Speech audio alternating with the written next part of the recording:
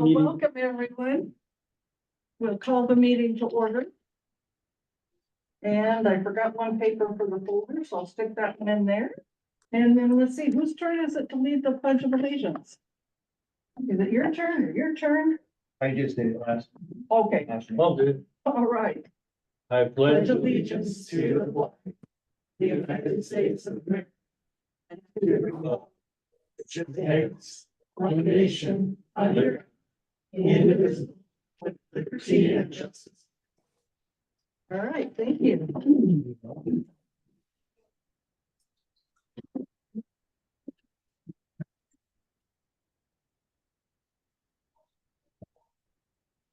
Again, I'd like to welcome everyone. I don't think we have any specific announcements. Does anyone have any announcements? The report into school was awesome. Last day. The next step is the approval of the agenda. Does anyone have any questions or additions to the agenda? The first change we have is that we will not be reviewing minutes tonight. I'm sure most of you were, we had very long meetings. And because they're recorded on tape or whatever, you know, the new word is for tape. They're being transcribed word for word, and that's taking a considerable amount of time. So when they're done, we will have them available. Meanwhile, they are available for you at any time. You can watch the video and listen to it. If you have any questions, please feel free to do that. You can access those through the website. So it's not like they're not available. It's just a long listen. And when they come out, it's going to be a long read. Thank you. So we'll be taking that item off the agenda. Can I say something? Sure. I just have to put out to read. In regards to the minutes, although these are just from the past couple meetings.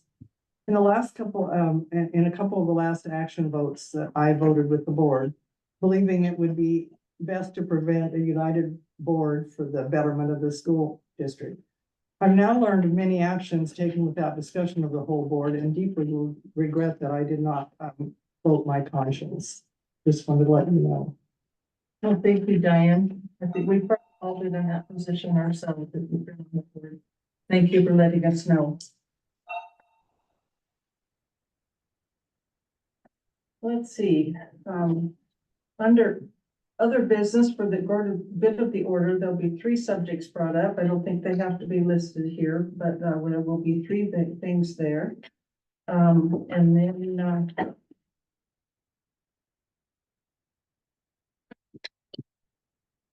under approval, there will be an item G. It'll be the 2 letters I presented at the last meeting for the board to review. One to Tracy Miller, one to Ryan Van Duzer.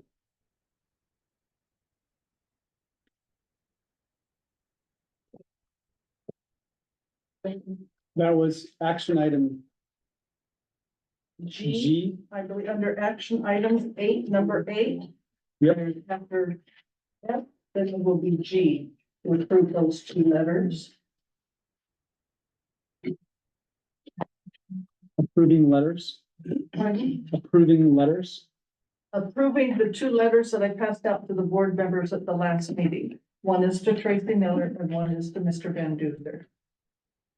And I passed those out so that everybody would have them in advance. I didn't ask them to approve them at the last minute, so.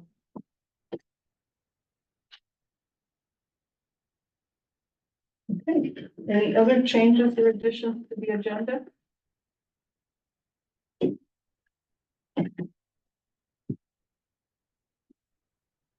All right, we're going to move on to the items under the consent agenda. First is the review of the AP vouchers. Excuse me, Yes. was there a motion to approve the agenda? No, I As forgot to amended? have a motion to approve the agenda as amended. Does anybody have any, a second to that and then, discussion?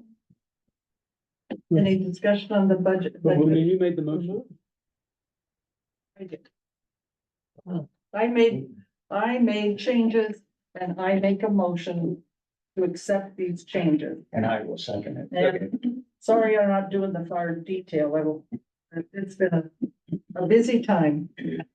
Okay, is there any further discussion? Okay, everyone in favor, say aye. Aye. Thank you. Thanks for catching up with me there, Bob. Yeah. So has everyone had a chance to review the AP vouchers? Do you have any questions?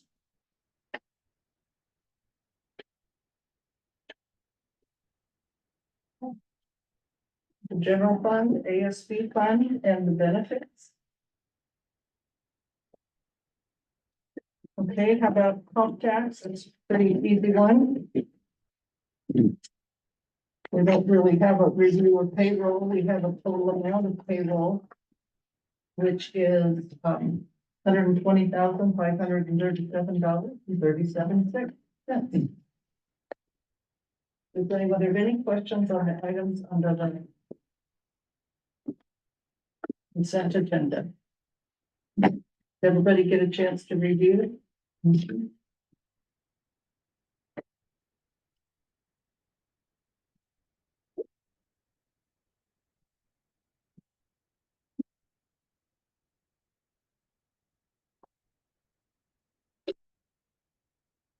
Nobody has any questions, Yeah, Eric is reading. It looks like he's done. That'd be great. I'll make the motion to approve the consent agenda. All right, thank you. Is there a second? Second it. Okay, it's been moved and seconded to accept approve everything that is included on the consent agenda. Is there any further discussion? All right, everyone in favor say aye. Aye. Okay, this consent agenda is approved, and that's just a reminder to B through E. Okay, the next item on the agenda is communications. Does anyone have any communications to report?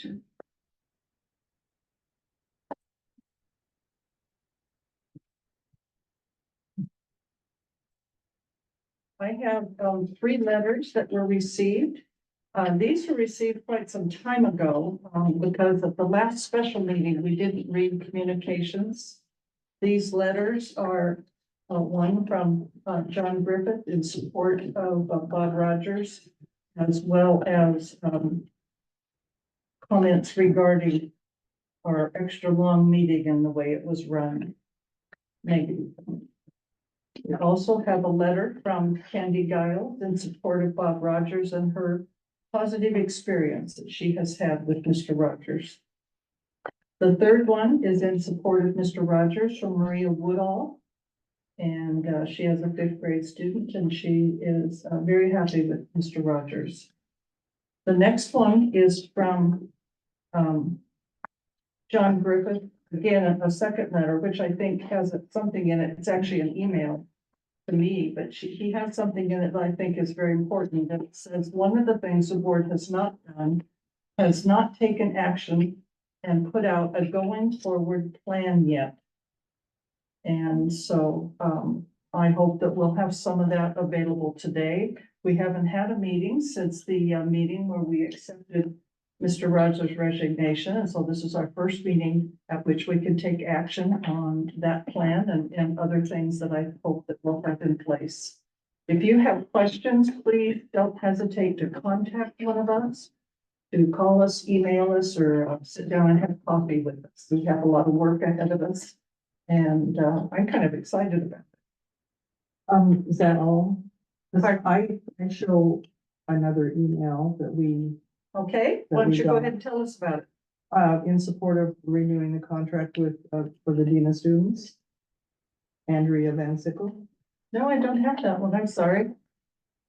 So these, all communications are attached to the minutes.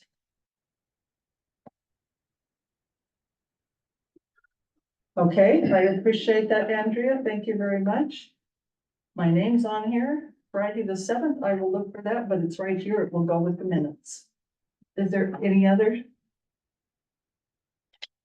Okay, well, I have a pretty exciting one that just came in. By the board of directors, I'm very happy to say that I received an email about 4:30 this afternoon. And it is a letter from, Vicky Prendergast, whom I took up to the school. I've only met her twice, and the second time I met her, she wanted to have a walk through the school, so I brought her up just so she could walk through and familiarize herself with us. And we bumped into quite a few people and were able to talk to folks. And I had asked her if she would be interested. Of course, we were looking for an interim superintendent principal, and she has an alternate proposal for us. She is, let me pass these out for the board so they can be looking at these while I read the letter. Did this go out to all the board? I've never heard, I just got it and it came just to me. I just received it. Did you not read all of the communication that you've received? Pardon? I'm Did sorry. you not read all of the communication that you've received? I have read everything and now, No, well, you that- summarized it. yeah, that wasn't one. don't normally do that. Would the public like me to read them all aloud? Yes. I would. Does anyone on the board object? So we'll put this one aside. And we'll go back and read them all aloud. So the first one, which is the one from Andrea Van Sickle, it says Millay District Board Director, the Millay School District Board members. I am writing to express my concern over the non-renewal of the contract of the Dean of Students. I understand that this is a personnel issue and my letter will not be shareable to public meeting. So I guess maybe I shouldn't share it. It should be open to everyone in the public. If I did a public records request, I would get that letter. Who is it? Is Andrea here? You don't know Sherry? Who? Sherry? No, who is Andrea? Oh, that's No, he's Sherry. not. Normally, if they don't want it read, if they don't want it read, let me finish it, see if she clarifies. It is fine with her if it is not read in a public meeting, it says.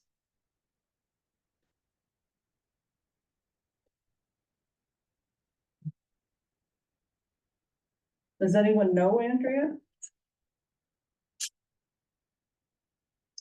If she doesn't want it read, It's not saying she doesn't want it read. It's okay with her if you don't. okay, it does say that. Okay. Mr. Rogers and Mrs. Herman wear many hats for both PCIA and the Millay School in their respective positions, which is typical in small districts. The departure of Mr. Rogers as one of two administrative type positions will already cause turmoil for the upcoming school year. I believe that having both positions reassigned at the same time could be disastrous for the students of PCIA. PCIA is unique in its offerings, and Mrs. Herman works with many outside entities in order to provide the services it does. Her knowledge and experience will be difficult to replace, especially now that there will be someone new and inexperienced with the PCIA possesses serving with the PCIA process, serving as superintendent and principal. I know that there have been some concerns and dissatisfaction with how things have been handled at the school as of late.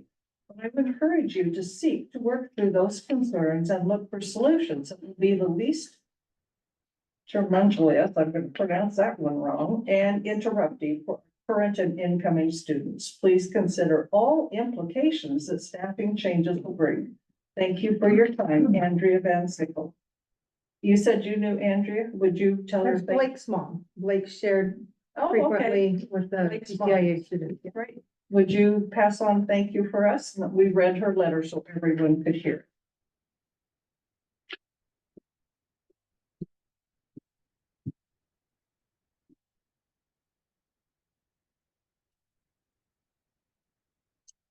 Millay School Board. This one's a little harder than blue. We chose to send our son to the Millay School largely because we feel the school's small class size Who is benefits him and his struggle with anxiety. Anita, What? who's this new person that you're talking about? Well, it's at the bottom, but I can tell you at the top, it's from John Griffith and Hannah DeWise Griffith. Thank you. Another reason we made this choice was our belief in the caring, uplifting community environment that seemed to be present and encouraged by a leadership and carried out by teachers and staff of the Millay School. We are not suggesting that the school's been perfect. We have seen our issues and concerns. We have our issues and concerns. There are changes and improvement that should and can be made. However, recently, we have been especially alarmed by the actions and behavior of the school board. Mob mentality, disrespect, and reactionary behavior taking place during recent meetings is appalling. This will ruin the school. Is this how adults lead by example? Would this behavior be acceptable to our children? Mr. Rogers deserves to be treated with respect. He has led the district through tenuous times, pandemic, community heartache, and numerous other challenges. Has he made mistakes? Undoubtedly. Could he have made better choices? Probably. Has he carried out his duties to the best of his ability while following the law? It seems that he has. There are controversies and school issues that we are not fully informed of and we cannot speak to. But we can see that there are individuals so caught up in their own grievance that they are losing sight of the mission and well-being of Millay School and its students. We do not believe that Bob Rogers has lost sight of the purpose of our school, but that much of the board have. There seems to be a lack of foresight and lack of preparation and lack of communication and lack of putting the students and their families first. We have been actively involved in the Millay School throughout our son's education, volunteering and helping whenever there was a need. Until recently, we were fairly certain our son would attend Millay School in the fall. Now we are fairly certain he will not, and we will not be the only family to make that choice. It is the responsibility of the board to work with superintendent, teachers, parents, and children to create a healthy and safe learning environment. To be forward-thinking and cooperative, not backstabbing, secretive, and disrespectful.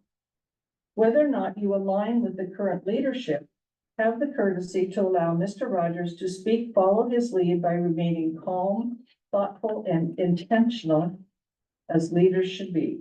Please be an example of how people can work together through our differences and without tearing apart our school. Board members, you are being held responsible. Take great care and consideration in your actions for the sake of our children and their future. He quotes John 8:7, those of you without sin, please cast the first stone. Dear Anita, from John, a follow-up. We had a meeting with Mrs. Talbot yesterday regarding the future of Solo's education. One of the concerns that we expressed was communication and lack thereof. It would be helpful to know if there's a plan going forward now that Mr. Rogers has tendered his resignation. He sent out an email to the district informing everyone of this on June 4th. We have yet to hear from the Millay School Board via email or letter as to what the plan is going forward for the coming school year and beyond. I see that a letter was posted on the website announcing Mr. Rogers' resignation. But most parents probably do not check the website on a regular basis. And it may have been beneficial to send out an email to the district in establishing better communication. I also see on the website that potential new teachers should send their emails to you. Does that mean you will be the acting superintendent going forward, or are you now? Is Mr. Rogers still the superintendent until June 30th? We believe that good communication is key to success in all things. Without it, we are unable to make an informed decision in regard to the education of our students. All right.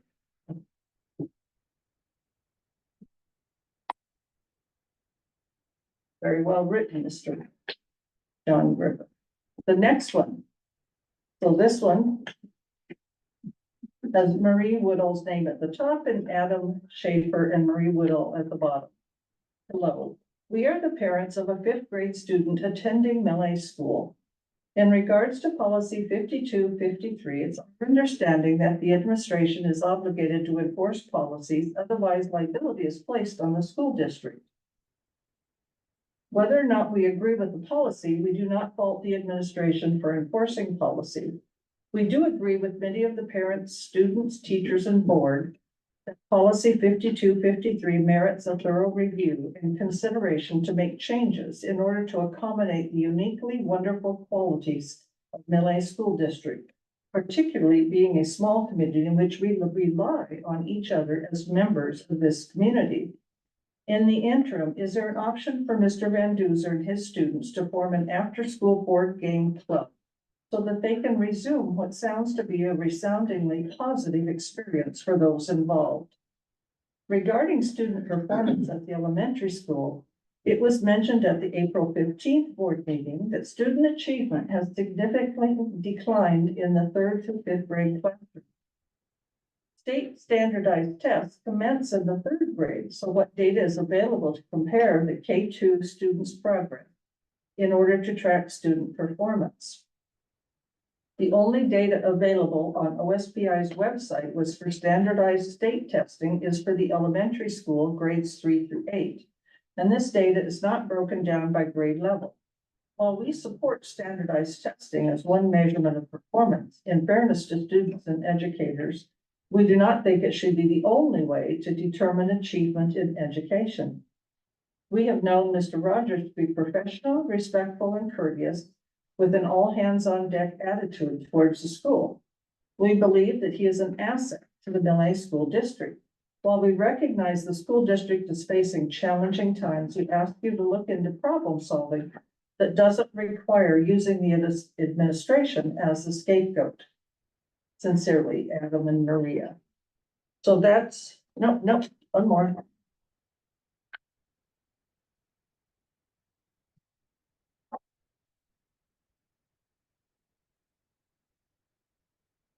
This is from Candy Giles.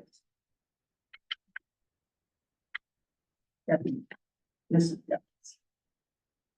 Dear Millay School Board members, teachers, staff, families, and community members. Based on some recent information I received, I feel my job is in jeopardy. So now it's pertinent for me to inform you on my perspective. I feel very lucky to live in this gorgeous, pristine part of the world.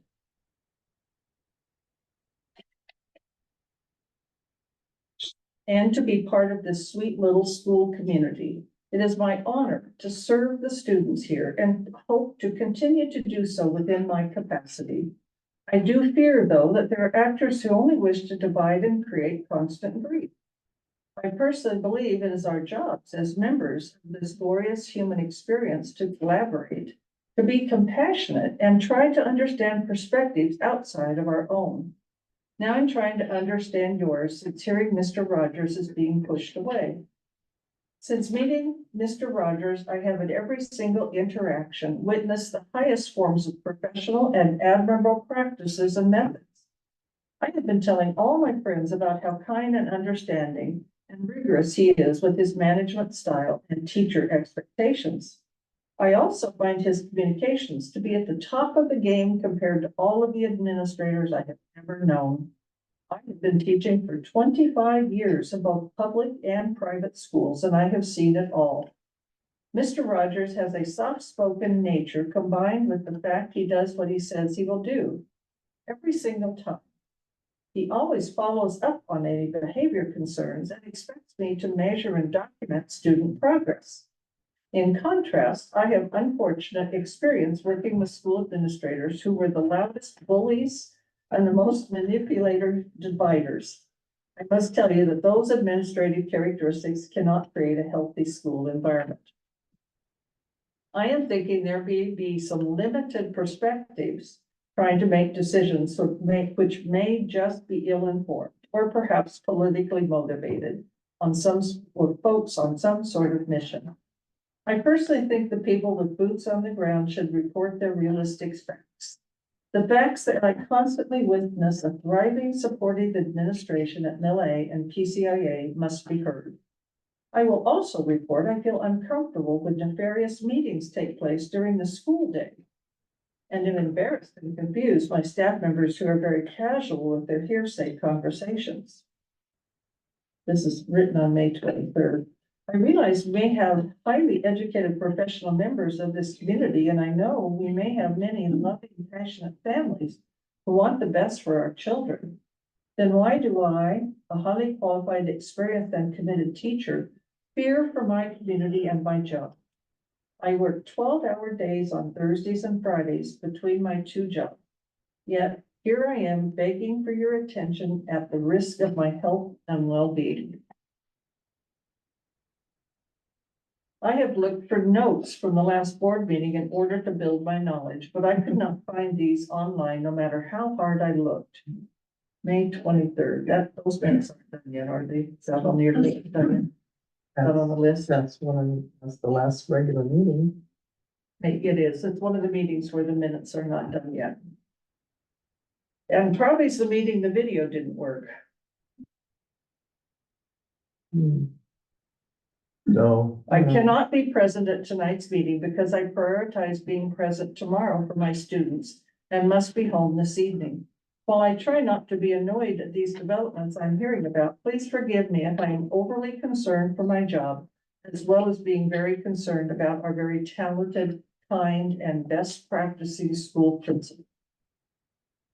Who wrote that? Pardon? Who wrote that? This is Candy Giles. She's our art teacher. Oh. Giles. Pardon? It's pronounced Giles. Giles. Giles. Thank you very much. Let's see, I already read this one. Okay, all right. Thank you, Anita. You're welcome. So, we as a board, Pardon? we as a board received an email, May 29th, which I have received no communication from you, the Well, let's see board what it about someone interested in the administrative job. Oh, well, so the administrative principal superintendent position, what this one just came in that I just printed, is not advertised yet, and I put it in a file. And so I just respond saying thank you, and because it went to everyone. Okay, but you have someone that we have no knowledge of that you have brought to the school? Pardon? An interim. And, okay, but Yeah. I mean, there's another person that is interested in the position that you have knowledge of and you've brought to the school, but I have not seen, I don't even know sorry. the last name. I have, you received this, that's right. Well, all of us And so did. just let me answer your question. Okay, so I was contacted by somebody that does not want to be an interim person. She's not interested in being an interim person. She is interested in helping us move forward. I believe this gentleman is applying for upcoming, yet unadvertised yet, superintendent principal position.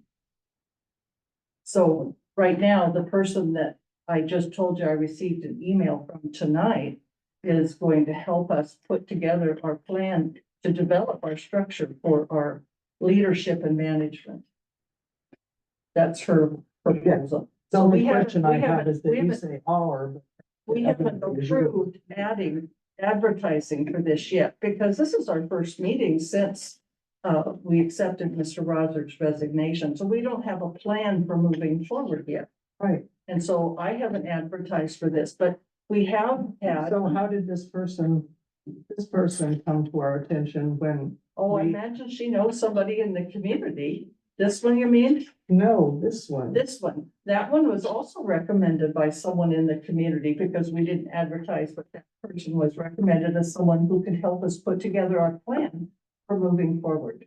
She used to teach at Mount Pleasant, so she's very much aware of PCIA.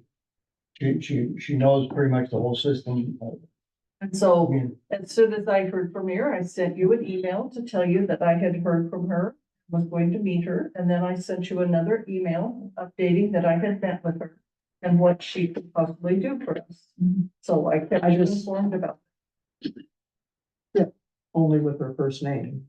I did, because she asked me to keep that private until after she made a decision on whether or not she would be willing to try to work with us. So I did I've only used her first name.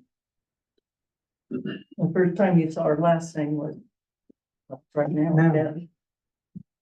But let's be honest, you brought her here and you met with all the union teachers over in the academy building, while other staff that work here were excluded from that meeting. While the entire board didn't know what you were doing. So let's be transparent about what actually happened. Well, let me tell you something, and I will be happy to answer that. I didn't ask the question. You don't want an answer? I didn't ask the question. I just said, Did let's you- be did you want an transparent about answer? what actually happened. Well, I'm sorry, your perception of what happened is not exactly accurate. Would you like to Let's move clarify forward it? with our meeting? Please, wait till public comment. I'm willing to answer your question. If you don't want an answer, please wait for public comment. Thank you. Gladly. Okay. So do the board members have more questions that they would like to ask or clarify? No, yeah, well, we talked about what happened. Okay, let me tell you what happened today. Just as I was relaxing in my chair before I got up to leave, I received a letter from her, as I did send you out an email, and I even informed Mr. Rogers. She wanted to see the school. I've only met her twice, period, never known her before. And she wanted a quick review of the school. It was not planned. There was no meeting established or anything else. I walked her through, but as I mentioned in my email to you, which I sent out to let you know the results of that walkthrough. So today she sent me a letter. She said, Millay School Board members. It's my, let's see. Her email, mentions a, potential contract terms, which I don't think we can discuss those in public session until the contract's in, so I won't read the email. She said, "Dear Millay." Oh, you're reading the whole thing? Is that, What? are you reading from the beginning? Is that what you're doing right now?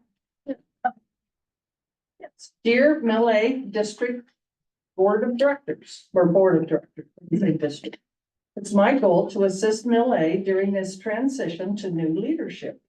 The district model is one that I believe is innovative and needs to continue to be valued.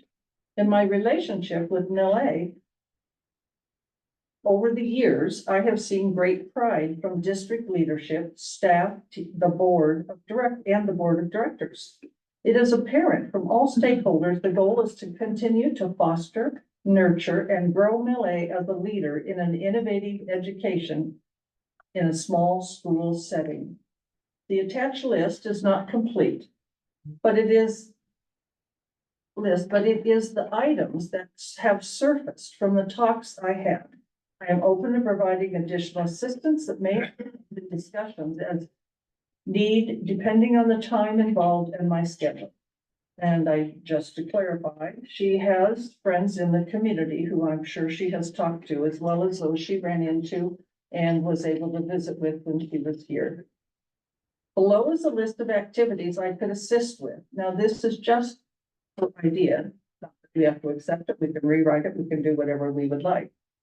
Liaison for continuing relationship with Mount Pleasant. Review completed evaluations of teachers. Review policies. Review staffing based on needs.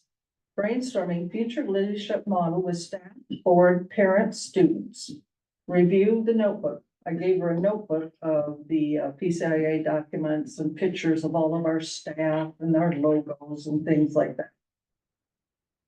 Help with the hiring process for a superintendent or principal or combination of the leadership position. Provide input for the brochure, participate in interviews, and develop interview questions with input. From September 1 forward, I would be able to provide the following support if needed by the new leadership. Observe and evaluate staff. That's one of her areas of expertise besides superintendent and principal. Plan of improvement and provide support through mentoring the new leaders at Millay. So she made this proposal to the board. And so,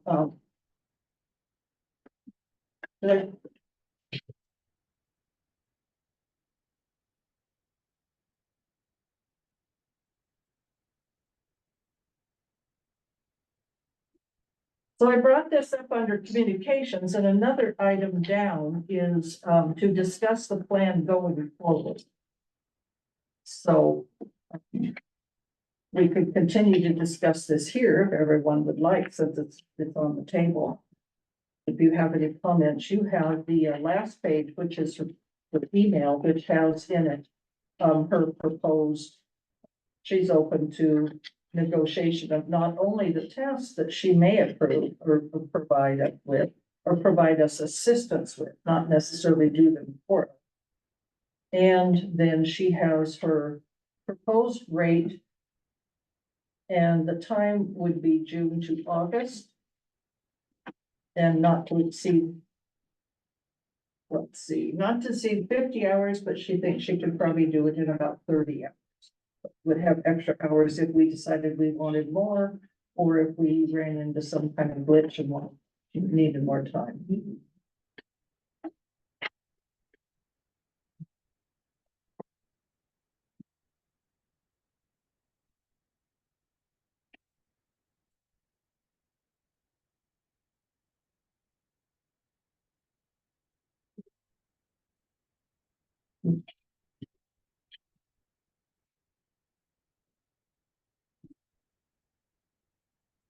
In addition, I had asked each of you if there was a time you were available to meet her. And she said she would be available Friday. I think that's the only day you were available. I could do Wednesday. Yeah, somebody else said they couldn't do Wednesday. Is Wednesday or Friday both, or did you answer only Friday? Yeah, I put on Friday because I didn't put only. Fine. I would, yeah, Wednesday would be okay too. I prefer not Thursday. Yeah, I could do Thursday. I'm flexible. I, So if you want to do it. she chose Friday. I think she sent me something that said,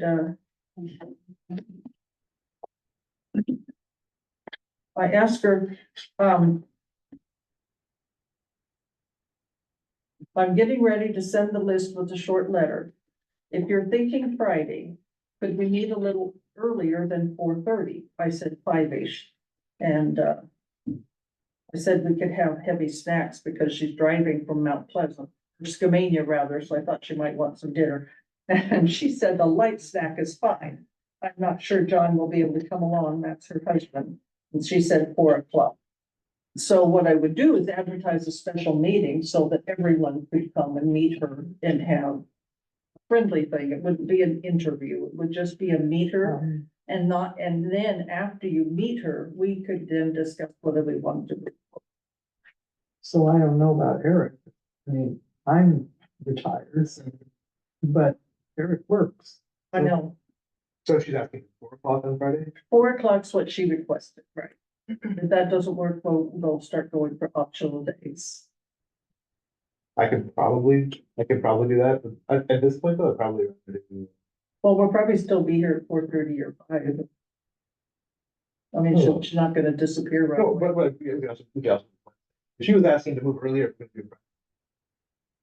No, I haven't asked her about Wednesday because I thought Friday was the only common day between all of us. Because I sent them Let's see. email in Yeah, there. that's the- Yeah, you Right, Yeah. That's something yeah. So would Wednesday earlier on Wednesday or later on? I'm sure I'm sure. If we're all on board for 4 Friday. Friday sound good for everyone at 4 o'clock? With me. Then we'll do it here at the school, then we'll do it inside or outside, and outside might even be good too. What do you think? Not raining. Huh? Well, of course, we haven't covered here. Yeah, right, you never know if it's gonna rain or. I know. That's for sure. All sound good? Sure. Okay, I'll arrange for some light snacks. Then we can meet her before we move forward. So now, I have a question for you. So I'll advertise in a special meeting. Just because, so that if there are, 3 board members talking about her, because it could be board business, And so I want to advertise at a special meeting so you don't feel uncomfortable discussing board business with each other or with her. Or with someone of the public that comes or something like that. So all Sound like a public good is plan? invited. So it's gonna Right, be a- yeah. Okay, So I wasn't planning on having it so that there'd be any action there because we have already a special meeting on the 24th scheduled. So we won't take any action at that meeting. It'll strictly be all of us with the freedom to talk with whomever we wanted about board business, or district business or whatever. That all sound pretty good to do it like that? Okay. So for the public, that we will be advertising a special meeting for this coming Friday at 4 o'clock at Millay School. Everyone is welcome to come and talk to the board members. Talk to the lady who may or may not help us out moving forward, help us put together a plan so we can get out to the public the plan of how we are moving forward. You'll see that on the website or whatever the normal avenues that we advertise special meetings. Okay.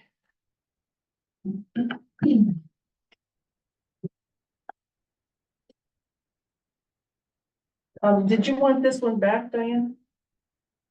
I don't need to because I've got an email. You have an email too. You know.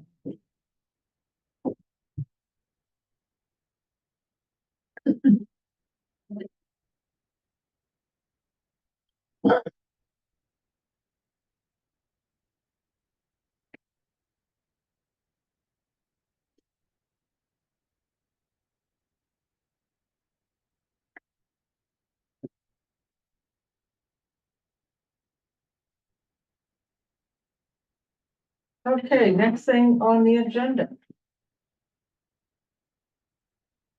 I had on here under communication to talk about the board putting out a letter to, because you saw the email that went to district staff.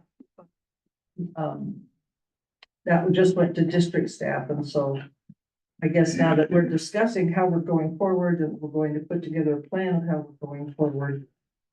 We don't need to discuss sending out a letter, do you think, or another email to all parents and the community? I think a letter to the community and just post on our website, or something like that, could be. I can do that with announcement of the special meeting. Sure. Okay. On Friday. I think there's something Mhm. looking forward.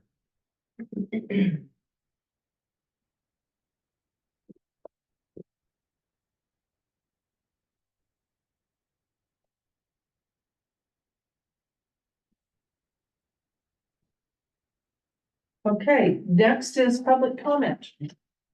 Okay, Sherry, go for it. Bretta's gonna go first. My name is Bretta Levy. I am a voter in the district. I've been a parent of students who attended our school. I volunteered in the PTO for about 12 years or so, and I've been an employee of the district for 9 years. I have poured my heart and soul into creating incredible memories for our students and a positive culture at our school. That said, I would like to ask the school board to slow down and think things through. I ask you to consider the elementary school and how staff changes will impact the students.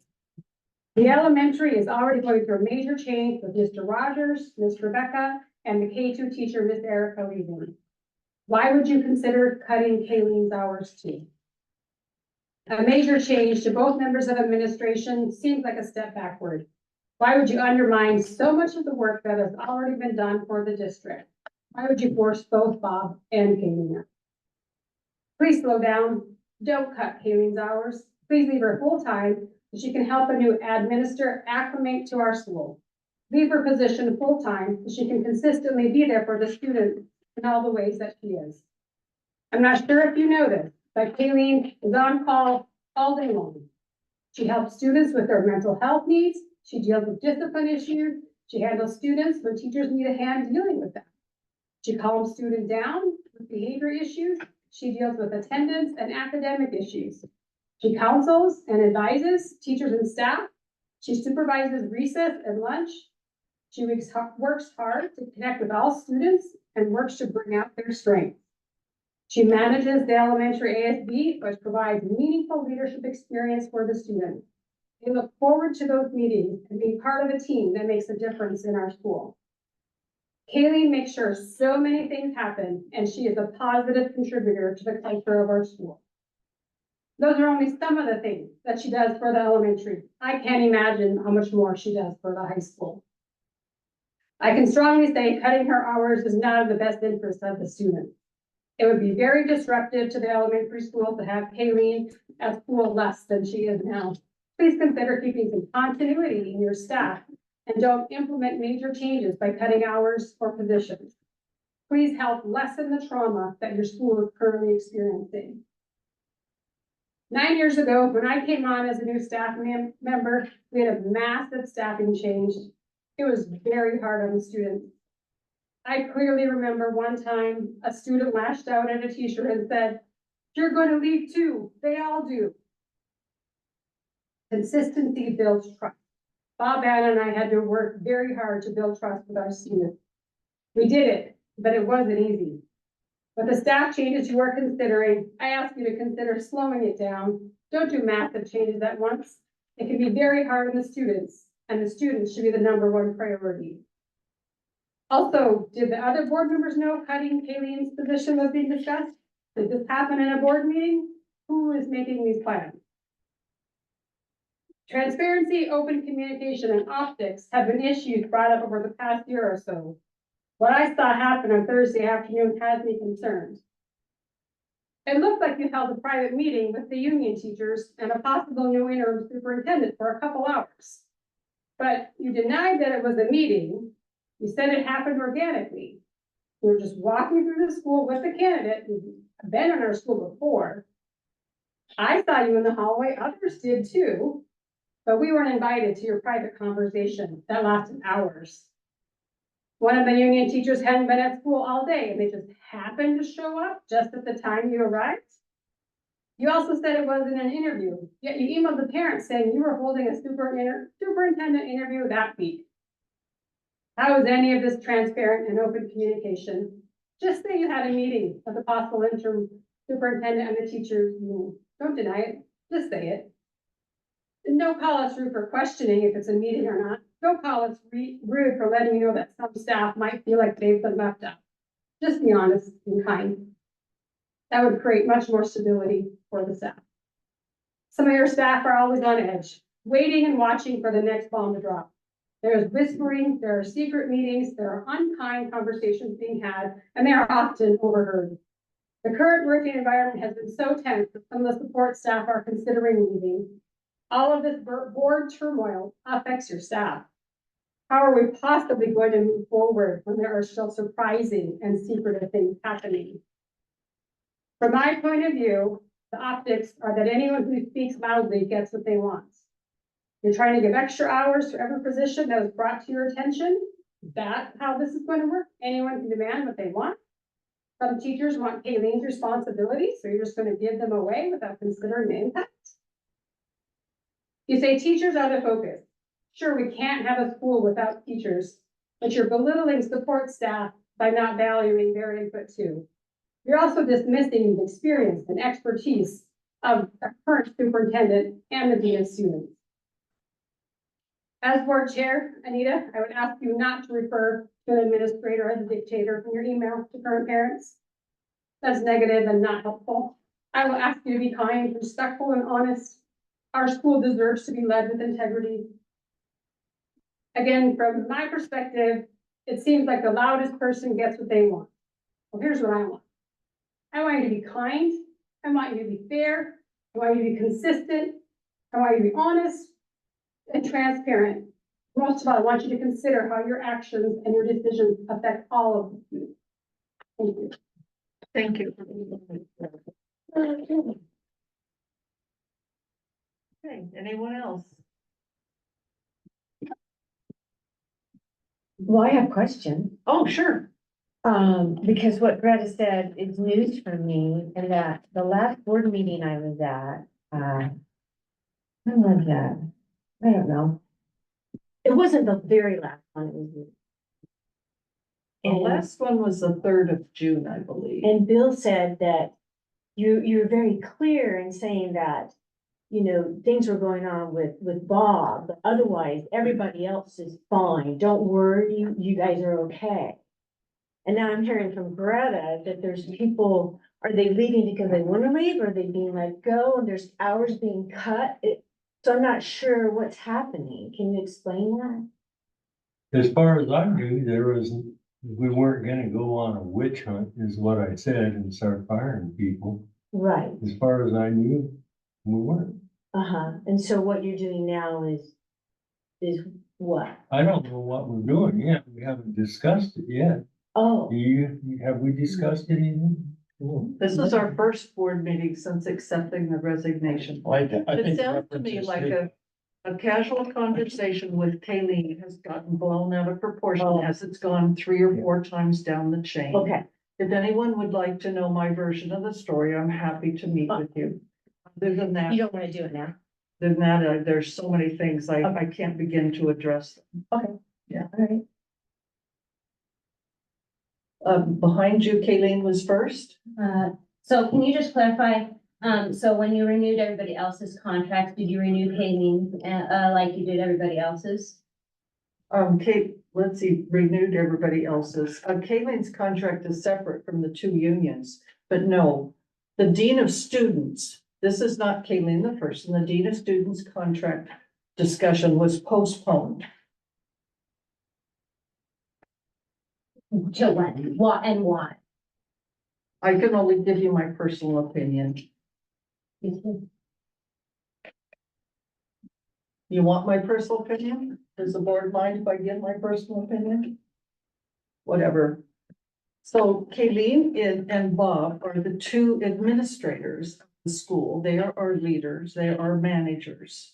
And so when you go through a time of change, it's very important to look at your school holistically, take a few steps back and a few steps up, and look at what is the very best for the district.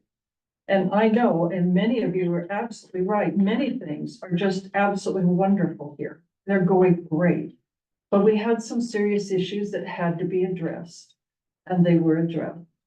And so when you look at things, you don't want those issues to occur again. And you want to make sure that you're moving forward to meet the needs of everyone, both your elementary school and your high school.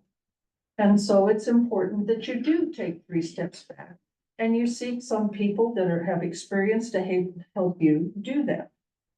And so I think that my personal opinion, it's very important that you look at the management and you look at how can we move forward and how can we build back the heartbreak and the pain that has occurred. How can we have managers that will be able to do that? And so that's important to look at those 2 administrative functions and how they're created, how they're worked together, and how they fit. And how they're working for the elementary school and how they're working for PCIA. That's kind of the best way I can explain. I mean, it's just sometimes it's very important to look at things holistically.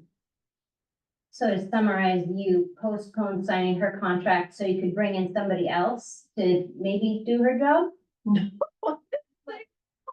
That's kind of what I'm hearing. You brought in somebody else then to look at. No, I'm sorry, you totally misunderstood me. Okay, so then clarify.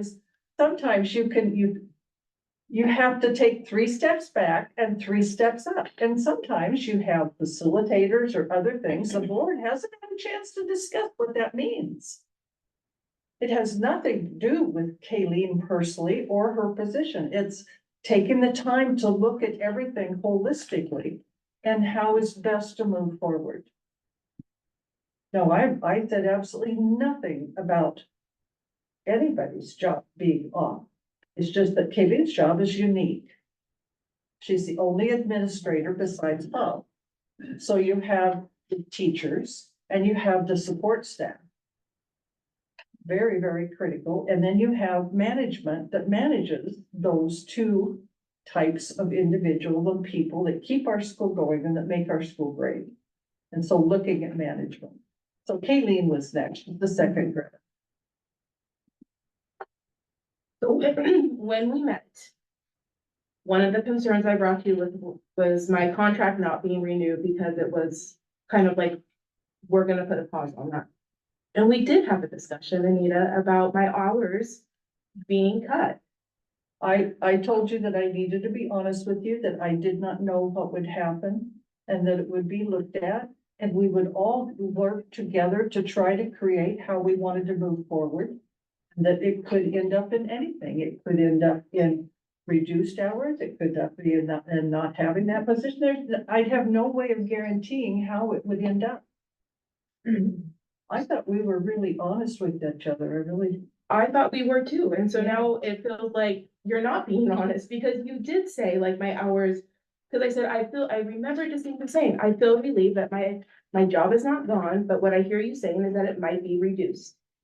I said that maybe it would be. I don't know. I have no idea. And you said it could be down to a 0.5, and you said maybe a 0.6. No, I don't know anything about FTEs. Anita, you said that in our meeting. But again, you and I had a personal conversation. I was not representing the board. I agreed to meet with you at your request. I did not ask to meet, but I agreed to meet with you at request. And I agree, And I think and so we had when a I have wonderful people wondering if I conversation. have a job left, I said, I think I do, my hours might be cut. Because that is what was communicated to me. I don't know how it would come out. I'm sorry. It's blown up to this. It's not blowing up, those are just the facts that were presented, right? That is just. In my Me telling- personal opinion, that's one of the options. I have no idea. I have absolutely no idea what the option is because I'm not the one to evaluate that. And you also said that I could work with the interim to kind of, or the superintendent, to try to show them why I should gain my hours back.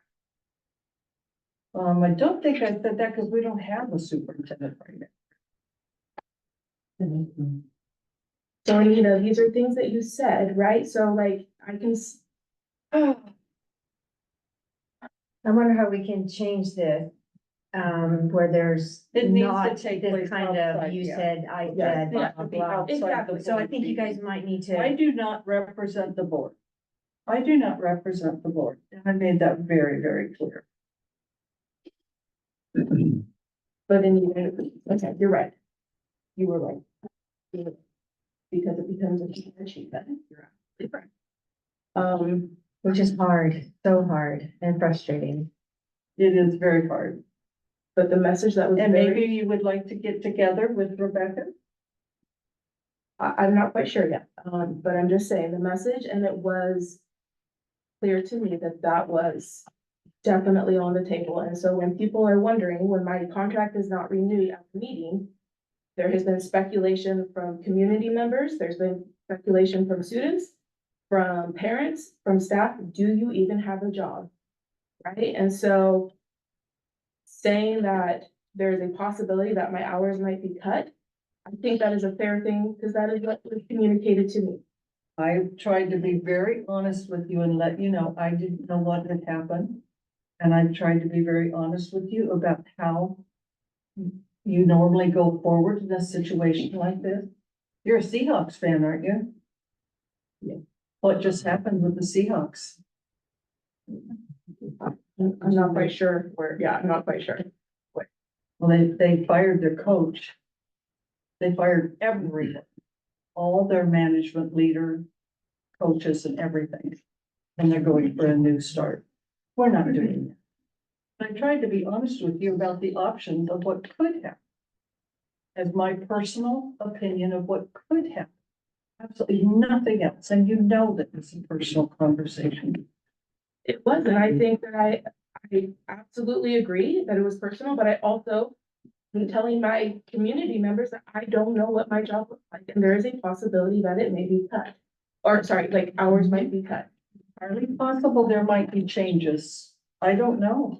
And I so, can't answer that question. so I feel that you, like, you're saying that you spoke with honesty. I'm also speaking with honesty to the people who are asking me that my hours might get cut, where I don't know if I have a job. I don't know. You have a unique position with unique opportunities. And how the district can put those to the best use, I don't know. Right.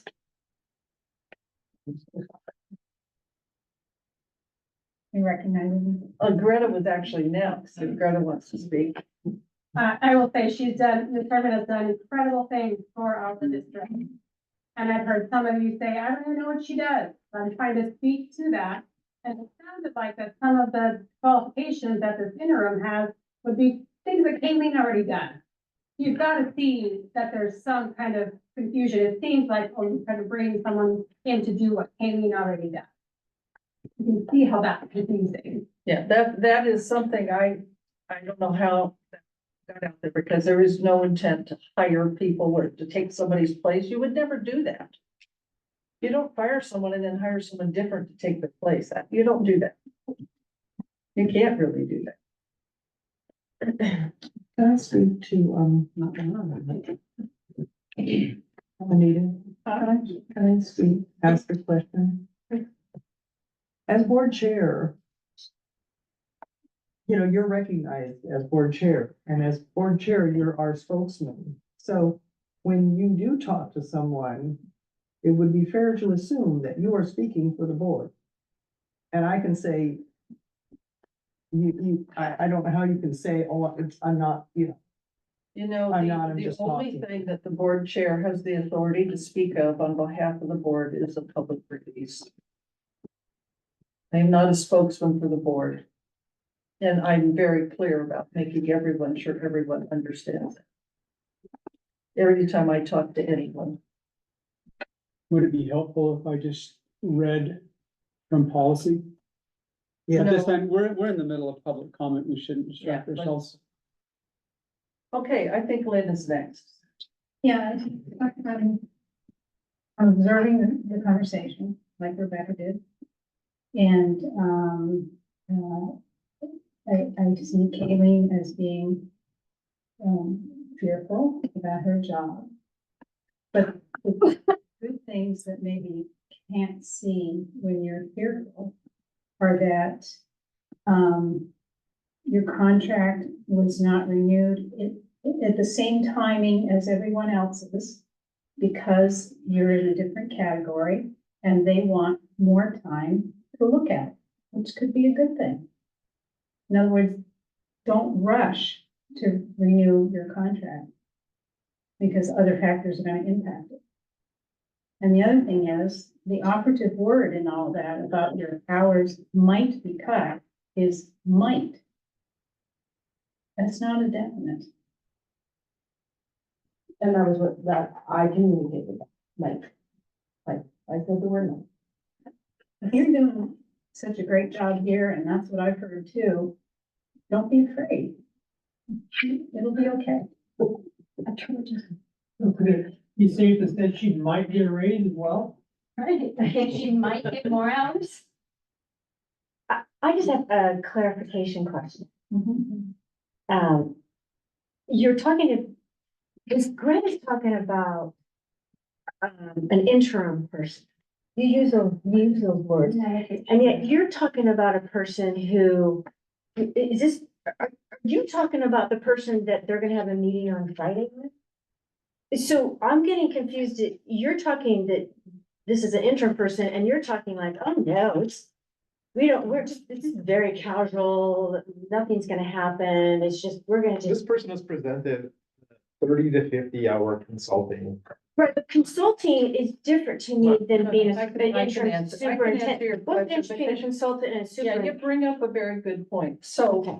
as I said, our last meeting was when we accepted the resignation from Bob. So the board hasn't made a plan going forward. Uh-huh. As chair, I contacted ESD, who is the Educational Service District, who has always been doing search work for school districts. Well, they have just stopped doing that. And normally what you do, because it takes a while to find a new person, there's a whole, interview process, you advertise all over, it takes a long time. You have to put the job description together, you have to, write something up about who you are and what you're looking for in the environment would be bringing someone into. Uh-huh. So when I talked to ESD, they do not do searches. And they said they would see if there was anyone that would be interested in being an interim for us to fill in temporarily until we could hire someone. They came back with no results, but I got a recommendation from someone else on someone that might want to be an interim. When I talked to them, they said no, they would not interested in being an interim. but they might be interested in helping us get through the next couple of months as we develop what we want for the future, to help us take our 2 steps back, or 2 steps up, or 3 steps, whichever it is anyway. And would help us go through that process of identifying what do we want, putting together applications, and looking at our structure, what we might want to change. So I haven't had a chance to bring that to the board yet, so this is our first meeting. And so that person said, well, she would like to make a quick walkthrough of the school. So I did, I brought her up and we walked through. When it was hot, when we went out to the PCIA room, I sat down. And she was talking to somebody, and people came in, people left, and people came in. I don't know, people heard we were there, I don't know. But I didn't talk, she did. And so please, I'll get you in just a moment. So anyway, this person is not interviewing for an interim position. We haven't set up any interviews yet. You know, normally you would set up interviews for a certain time, you'd have an interview team, but we haven't even been able to put together our plan of how we're going to go forward. So what she said after seeing the school, she said, yes, I would be interested in helping you out. And so she said she would send me something. So I hadn't talked to her for 3 or 4 days, and I didn't talk to her at all. She just emailed me. So that's kind of where we're at. Okay. So Thanks the for board clarification. needs to look at what do we want to do next and how do we want to move forward? Would we like to use her assistance in moving forward? Thank you. Greta, I think it's interesting that it seems like only the union teachers knew that she was gonna be there. She was, they were the only ones that were able to just pop on in. I'm kind of stymied because I have no idea what the big deal is about union teachers. All teachers are union. No. Well, one person isn't, but 2. Two. Anyway, yeah, Yes, you're correct. Barbie. So I came back to the school on Thursday because I heard this lady was gonna be here. And I went through all the groups in the school, and then I went out to the PCIA. The one door was opened and I went to the other 2 doors, they were locked, and I knocked and nobody let me in. And then when I came back out, was in the parking lot, I seen the teachers coming from out of there. And I felt really left out that nobody would let me in when I knocked on the door, knowing that she was here. So I did talk to one of the teachers that was out there. This person, I asked, so did you get to meet the person that wants to be the intern? And he said, yes, and they all sit down. And he said that she withdrew her wanting to be intern, but she would help, like you're saying now, that she would help the school out. But I felt left out because I wanted to meet her and see what she was like, and I couldn't get in the room out there. I don't know anything about locked doors. My understanding is they're always locked. Last time I Well, went out. the first was wide open and nobody was in there. And I knocked on the other doors and nobody would let me in. And then when I got back up to my car, everybody was coming out, and I was parked over by Ryan's car at the corner of the school here. And later then I seen you and the lady come out in the parking lot. And I don't know if you seen me or not, but I don't recall seeing you, but I know other people came and went, so I can't answer the locked door business. I don't know what your policy is. I didn't hear anybody. I know the doors are locked in case of emergency, but I would But I assume know that other people came and went. Jennifer came and went. I couldn't get in. So, and the teachers were still there. I can't answer So that as the question. bus driver and the little person on the total No. pool, I really felt left out. I'm really sorry you feel that. That is not the truth at all. And if you ever experience with the military, you know that the person who peels the potatoes is just as critical as the sniper on the top of the hill. There is no lesser position. See, we're period. not feeling that. I'm sorry you're not feeling that. I think that, yes, Well, I just, want to say that because of the situation, the tension and all that that's happening right now, if you can, if you're gonna be doing something like you did, bringing this woman here, make sure that everybody, it's inclusive, that everybody knows about it. So this sort of thing won't She didn't happen. want a formal thing. She did not want to be interviewed. Well, no, She just- no, you didn't. It's just, that it's just communication. Everybody knows about it. No interviews. It was very casual, but everybody knows about it. Right? Because Like it's- Friday. It's, yeah, like Friday. Well, That's right. I, Because I, Friday's that's a great thing. I can't set up something like Friday without her permission. Without her permission, without her, it's just like you don't give out phone numbers without. Right, I'm just saying, that you brought somebody here that's very critical, apparently.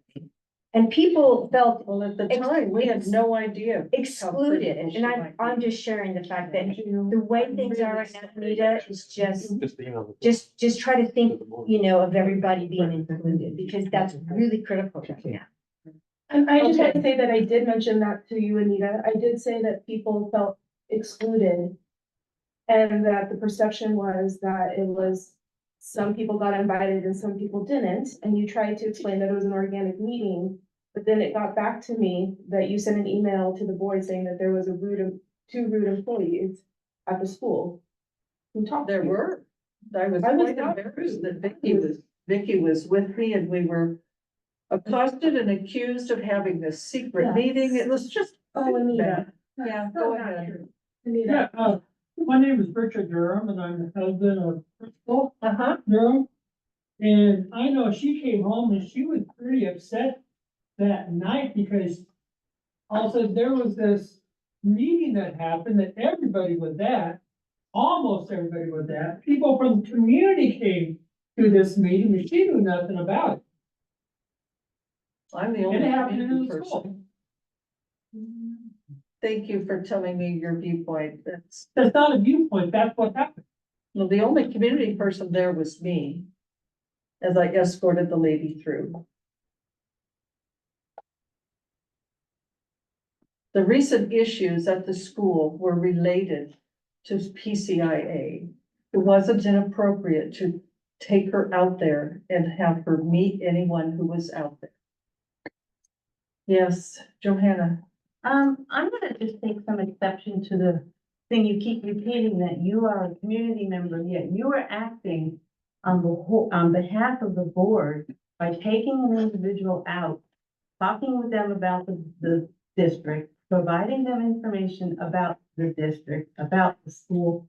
If it walks like a duck, Anita, you are the board chair, and it is in your policy that you are the spokesperson, and you are always 24/7. It doesn't matter if you're at the laundromat or the grocery store. If you're gonna conduct business about the school on school ground, you are the board. The business I conducted was escorting her, and you're right, I did that as a board chair. I escorted, I did not discuss that. You just told us you did. She You is just the told us you had a person- Conversation she- with her. She You is gave the her person. information, or answered her question. You gave her information about PCIA. Just like I would any other interview potential. An interview? Pardon? Did you say interview? She did. If you were having someone coming for an interview, you would provide them information. She wanted information and I provided her information. There was no interview established. She hadn't decided if she wanted to be interviewed or not. She did not know. She did not come here thinking that she might be an interim. She made it very clear she did not want to be an interim. But a community member asked me if I would meet with her and talk to her, and I listened. So, but you gave her enough information that she felt comfortable reaching back out to you with the contract information of so many hours and ways She that she came could and provide. visited the school. She's actually Yeah, proposal. worked here before. Yeah, So you So- just said so you what didn't do give you her want? information, but you gave her enough information that then she could turn around and give you a proposal. so It's what very do you, funny. what do you want me to do? Maybe be more honest, I guess. No, so am I not supposed to make any effort to find an interim person? Please do, but be honest about it. I haven't told a single lie. So, hey, can I just Write interject? that stand. So you gotta keep in mind that this lady used to work for Mount Pleasant. She has been very much a part of DCIA at the other end. So if she's gonna come here, it seems to be quite natural to have a lot of questions about DCIA. That, to me, I wasn't part of this whole thing. So I'm just saying that she probably had a lot of questions specifically about PCIA. That would be why. So, and keep in mind that this whole process, no matter what the process is, you have to start somewhere. If you do not start somewhere, you never finish. So that's all that she was trying to do, was have a start. And if this lady wanted to see the school, okay, take her to the school. So if she gets to the school and she wants to see PCIA, okay, take her to PCIA. It's, I'm having a hard time with. So I The- started the process. If she was interested, then I would bring her to the board, so the board could meet her and decide where they wanted to move forward. Somebody has to start the process and do the work. Somebody has to find the names, get the resumes or whatever, and bring it to the board so we can decide what we want to do next. Yes, Greg. If she was interested in PCIA, then I would say you should have invited Kayleen. And she may be great for the school, it's just like how this is all going about. We're looking for that transparency, open communication, like lay it all out there.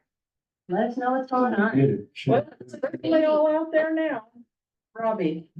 Hi, my name is Robbie Banks on Think, and I've been listening, observing, been here about 2.5 years as a paraeducator, though I've not been on campus the last 6 weeks or something, because my husband had an unexpected open heart surgery. So, but what I've observed is that the transparency and all these things, there's a whole nother side that's been represented, and hours of testimony in previous school board meetings, talking about major concerns with administration and structure and things. And so those things seem to have been forgotten. And now we're really emotional, forgetting that we had some big problems and that our PCIA staff, from my understanding, were ready to leave, like walk out, which means we would lose funding for Mill A school. So the whole thing was very near collapse. And I think we're forgetting that. And if we want to talk about transparency, we can talk about how laws were broken when we held a seat for a convicted felon for 18 months. We can go back there and talk about some really grievous things that happened. There was no transparency and there was no honesty. If we want to go there, we could, but we're moving forward and no one is indispensable. We can all be replaced and it's not the end of the world. It really isn't. The school will move forward. There'll be other amazing people. I am not the best person in the world at what I do. Somebody else could come in and do equally as well or better than me. And that's for any position, whether it's a staff, a support, or an administrator. Nobody is the end all be all. We are all replaceable. And we're just to do the best we can while we're here. That's just what I have to say. Thank you, Robbie. Yeah, Sherry. You know, there's an old proverb. Says, walk with the wise and become wise, for a companion of fools suffers harm. There's clearly not a lot of wisdom left at this table. Right. Observing you these last few months has been an eye-opening experience. I am grateful for all the lessons that I've learned. Ones that I've sought and ones that were beyond my control. I've appreciated the opportunities to further develop my discernment skills. Thank you for demonstrating exactly who you are. When someone shows you who they are, believe them. I believe you. Thank you for this unforgettable experience. It's rare to face these challenges head on and develop such resistance and fortitude. Thank you for demonstrating to everyone that Bob is a man of phenomenal restraint, integrity, kindness, and leadership. You want this community and you want this audience to believe that you champion transparency, when in reality, you've been secretive. You've blatantly lied and you've been deceptive. There's a famous old book that says, do not be overcome by evil, but overcome evil with good. So I'll leave you with some words of thanks. Thank you for so clearly modeling lack of integrity, duplicity, deception, and dishonesty, ignorance and manipulation. Thank you for being so unprincipled and disgraceful that Bob began to look for a new district to serve. Thank you that he will now serve a district that values honesty, honor, and respect. Thank you for operating a kangaroo court.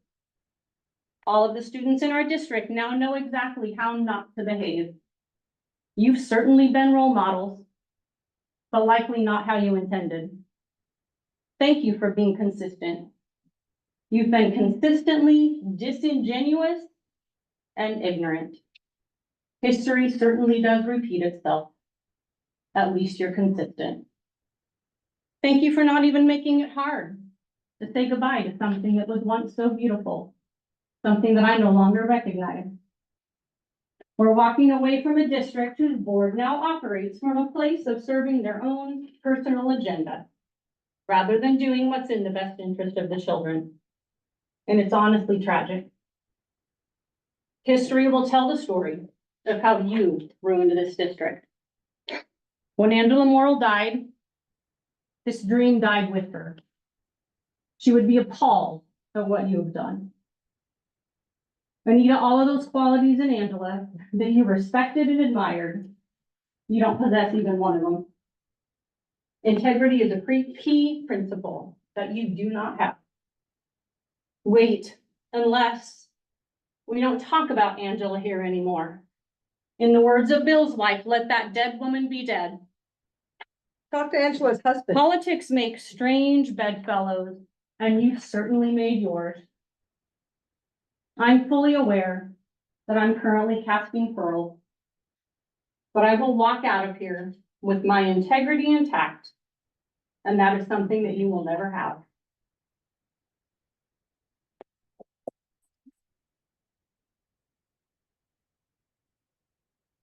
I interrupted you earlier.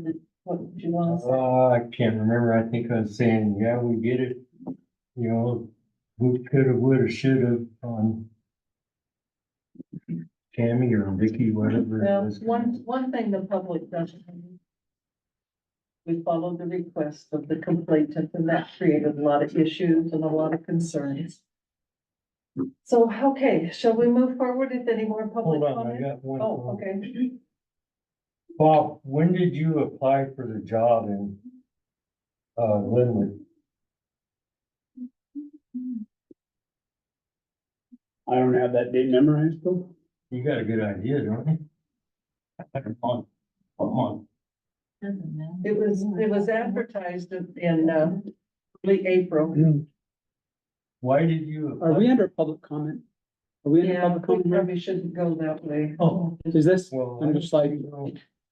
Yeah, If we are under public comment, we are, thank you. and it's hard to accept things that are said that aren't true. From on both sides. Go ahead, Jennifer. Oh, I just want to say that it's, obvious that people are only seeing one side of it. They don't have the full, picture. And that's how people are operating. Thank you for pointing that out. I appreciate that. Anything else? Oh, yes, Liz, I'm sorry. First of all, thank you, board members, for your jobs. I'd hate to be up there. I just want to point out that the woman that you are considering as a, facilitator of helping you come up with a plan, she's been tainted. And it may be that it would be better to find someone who Do tell. How do you know this? How do I know she's tainted? Yeah. Maybe she's not, but there's opinions that have been formed about her Oh, because of how she came into the school and all that, Into this school? into this. oh, Yeah. So it might be the staff and the teachers wouldn't work with her. And, you know, I also want to point out that as a professional educator, in any profession, you're always looking at other jobs. You're always looking, you know, where you can get ahead, like a teacher that's getting her or his administrative stuff, they're looking, is there, you know, is there a place I want to go that would be a better fit? And obviously, Bob was looking, and good for him. You know, I don't think we should assign any ill motive to him looking at a different job. Thank you. thanks, Liz. Thanks, Liz. I appreciate that. Any more? Jennifer, in just a second. Jennifer, go ahead. I was just gonna say that this school was ripped apart once before too. This school was ripped apart once before too. Yeah. People left that had been teaching here for years, or that had been working here for years. It happens. It was, yes, we had a very, very, very difficult time. Many, many people lost their jobs. Yep. We were down to 20 kids and 2 teachers. Yeah. Okay. Mrs. Durham. I just had a question, when you say that anybody can come ask you any questions they have. And when we meet with you, is that as the board chair or is that just as a personal? I am very open personally to meeting with anyone. But it sounds like it's not a smart idea because people perceive things wrongly, but. You know, everybody has their own perception on both sides, and if you would like to meet, I'd love to do that. So if somebody meets with you, is that meeting with you as the board chair or is that meeting with you as a personal? I cannot represent the board when I meet with you. I do not and cannot, but I can't hide the fact that I'm board chair. But the chair has no power. She's the chair, but the board has to make an unanimous decision on things. She can't make them. So if we ask questions about board decisions, who do we have? So if a board decision has already been made, I can answer those questions. If the decision has not been made, I can only give you my personal viewpoint experience, which is not holistic. If I don't represent the whole board. I think the confusion here is coming in the role as chair.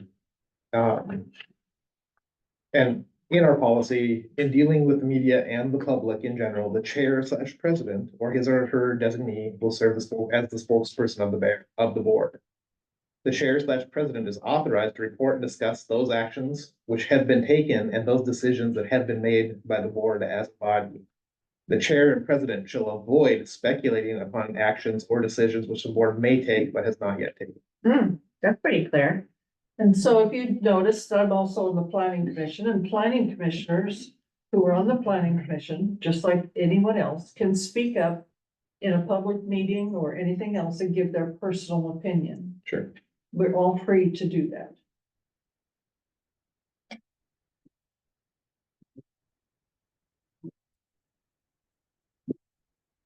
The challenge in that role of chair is when you're meeting with the public.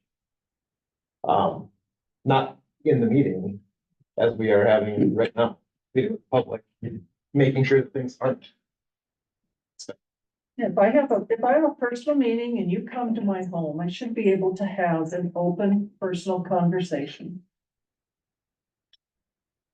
I tried to be honest. I'll continue to try to do that. I think we've reached the stage where everybody's, listening, but a lot of our lenses have become really colored and really shaded, and a lot of things are being viewed, and I think we've been there for a while on a lot of places through the worst possible light. everything we see, I mean, I don't know, I don't. I've gotten the emails, I don't discuss them, I don't discuss them, I don't discuss them with anyone. But I had a community member come and say, hey, Anita saying this wasn't an interview. They emailed me and say, I have an interview with a possible candidate later this week. What's going on? Where's the transparency? And I think there's confusion, and I think some of that may come from the fact that the role evolved or what happened on that front. I don't think you, I don't know if you did. I don't think you sent anything out. I did not use the word interview. She specifically said she did not want that. No, they showed the email you sent them, and you sent an email saying No, that you were gonna have an interview. no, I don't think I said interview, but I will double Well, check. he has an email that states, Yes, you did say that you had an interview. Maybe it Well, changed later as to what it No, was, but you did But say. the in meeting email. was not an interview. I had interviewed her before to meet her, to see if she was Yeah, interested. we had this whole discussion of nuance, because like, even words like interview, can Yeah. mean different things, and when you're being very clear, this is not a job interview, but you're gonna talk to somebody, it's an interview, and like, so how do you find that understanding? And it's what we see. That another thing that happened here is, I don't know who sent out an email, but part of the staff members are not referring to it. They were like, who's going on? What's going on there? Like, oh, didn't you get the email? There was an email that went out. We thought that everybody was going to go meet the new person. And so there was a She meeting ahead of didn't time. want that. She did want to meet a couple of the PCIA people. She wanted to have something very casual. She wanted to walk through. She did not want to be peppered with questions. She didn't interview because she wasn't interested. But anyway, we At can this argue. point, our job, and we read our whole bunch of emails. I don't see how that's fruitful going forward. I think in the nature of balance of where we are, it was great. We did that. We have a big job ahead of us. We have to look forward. We have to look forward as a board as to what's best for the school. We have to do it as transparently as possible. We have to make hard decisions. And when people are concerned, it shouldn't be just our friends or the people we agree with. We have concerns. And we don't, I was accused of not listening to certain people, but I didn't agree with that. You have to listen to the people we disagree with. I think that's an important voice. You have to listen to everyone. And I We have a think lot of that- voices to listen to, a lot of people, a lot of people, I think that's the human condition. Jennifer said, you know, we're only seeing part of the story. We're all looking at different parts of the ball and describing what we see. Yeah. That is the human condition. That's human nature, and our goal should be to try to broaden the perspective and broaden what we understand. And we've gone overboard to be sure that we allow everyone to speak. We have, Everyone to speak. and We this- went till 12:30 at night, so everyone could we speak. have a lot to do, and we have to do that job as a board. Mhm. And that means, yes, we have to listen to the public, but it's our job as a board and your job as chair to like, let's get about doing the business of being the school board. So I think one of the next subjects that we're going to talk about is going to be of interest to everyone. Is there any other comments before we move forward? We're doing the best job we can, and I'm sorry, we're not doing a perfect job, but we're trying. I would just like to point out that on that same note, but in a different light, I would hope that you could appreciate the fact that part of the staff felt totally left out. I do appreciate that, and I tried to let them know that every staff member is critical and every staff member is important. But they were certainly excluded from meeting this person who came, and that really seems to have hit them hard. I think we kind of got that. That's the way they feel, and I'm very sorry what I they just- feel. They were That's what I just want to make sure that you know.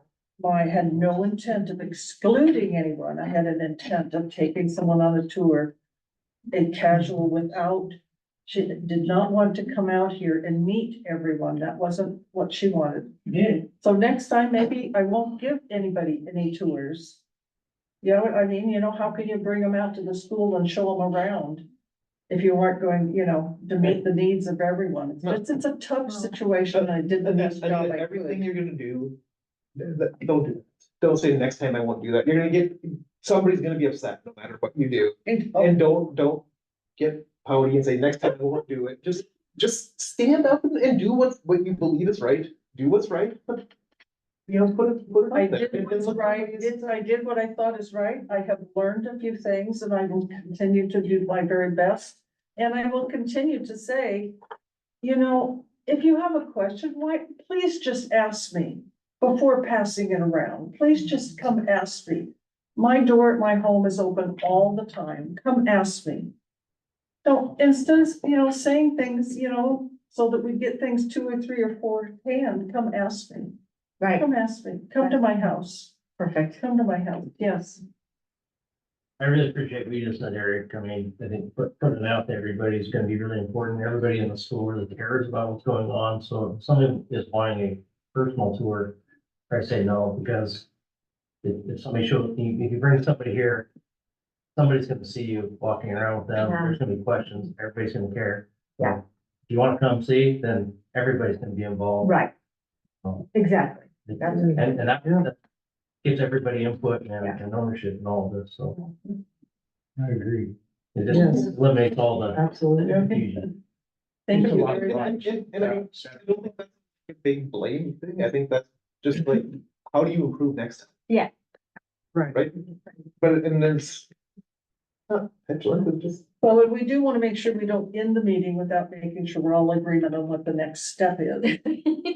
Well, that's Friday at 4 o'clock, isn't it? Huh? Friday at 4 o'clock here. Friday at 4 At the o'clock school, is right? The next step in that particular process. So the next thing on the agenda is, well, no, I had said the next thing on the agenda is important. Well, it is important to everyone, but we do, we actually have the board member committee reports, and one of the things I wanted to report was that and I may not have the latest information, but it's the information that I was given and was asked to let everyone know on the board here, is that we still have not approved the teacher contracts. And so it's very important that we let the board know that we have not approved the. Pardon? We did that at the last meeting. Well, the schedule, there's still a lot of work that needs to be done with PCIA, and they're adjusting their schedule so they can adjust the contracts for the correct hours and stuff. So they asked me to be sure and let the teachers know that everything is fine, everything's going forward. No plans to do anything different. So we approve contracts, but we can adjust them. And we can replace contracts in the future. Well. No, I'm sorry, wait, just to be clear, so the collective bargaining agreement includes a salary schedule that has been negotiated, approved by the Teachers Association and approved by the board, and that's included in that collective bargaining agreement for 24-25. And those contracts that were approved by the board in the last meeting was based on that salary schedule. Yeah, I wasn't So- talking about salaries. Mr. Van Duzer asked me to be sure that everyone knew that all teachers, nobody's losing their job, everything's going forward, but they haven't completed the schedule yet, and they have to do some adjustments on, the hours worked, on who's gonna, teach how many hours in classes and all of that. So I told him I would pass that on.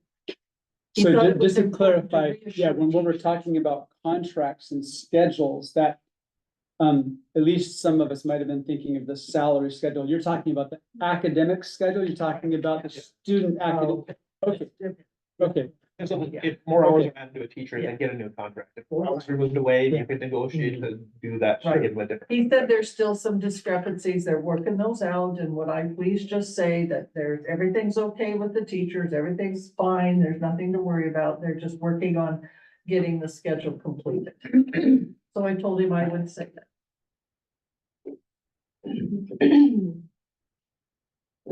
The schedule that they're creating for themselves, like, I understand it's a cooperative process between you and PCIA instructors. but yeah, and I haven't heard from them, so I'm just wondering, are they going to loop me in or?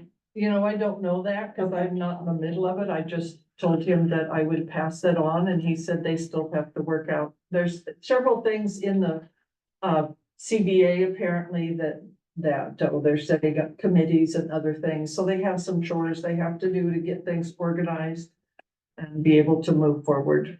That's my interpretation of what I heard him say.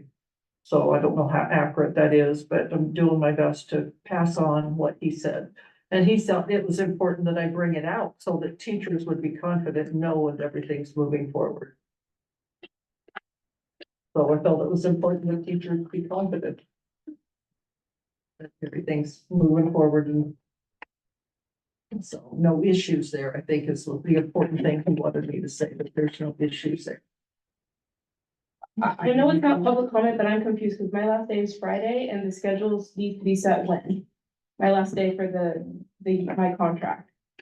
So I'm just trying to figure out when I can meet with the instructors if they're now in summer term. Do they want to communicate with me about the schedule? Well, that's a good question. I don't know because I don't understand how it all works when teachers are already gone. So I don't know how that you guys normally pull that together. I could ask if you want me to.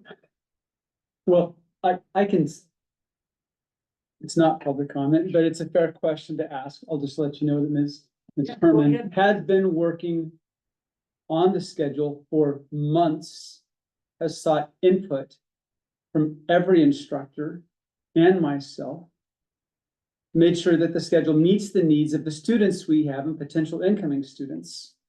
So all of that has been worked on for months. So there is a schedule that is established that meets the needs of our students. Are you saying So- the schedule's already done then? So she's already got the schedule all set? So is it? I am not saying that it's finalized. I'm saying that she has been working on it for a long, long time, seeking input from all stakeholders. All I'm passing on is that he just wanted to make sure that the board reassured the teachers that everything is going forward. They don't have anything to worry about. And they're finalizing the schedule. So I'd be happy if there's something I could do, just let me know.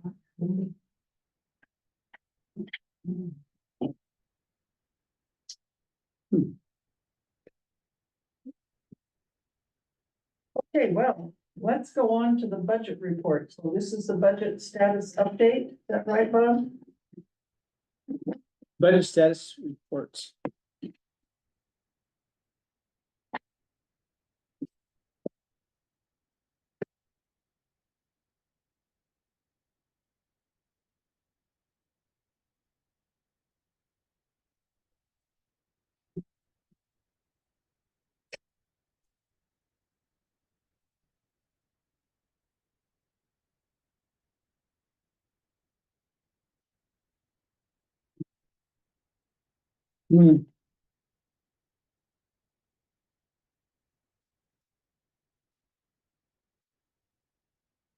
An email from Kristen, when she sent these reports over.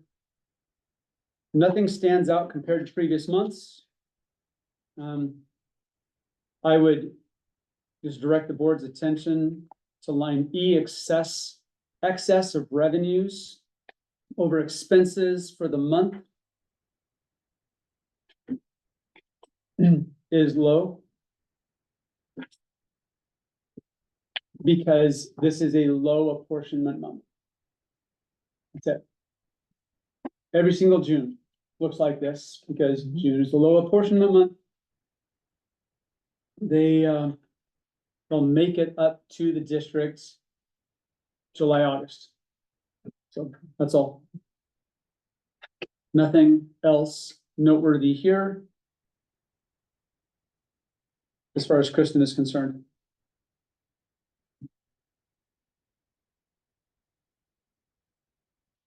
So one thing in the email she sent out to us, she mentioned the little bit of money that was left from the ERSER funds. Is that what we're using to cover summer school costs? That's right. Thank you. Mm.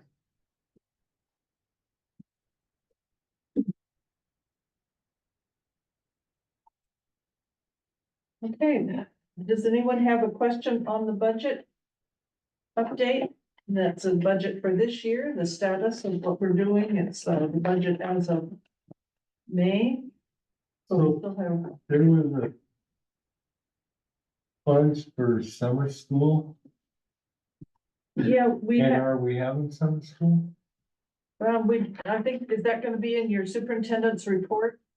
My understanding that we're hoping to have it, but we don't have a teacher. So. We already had it all planned out. So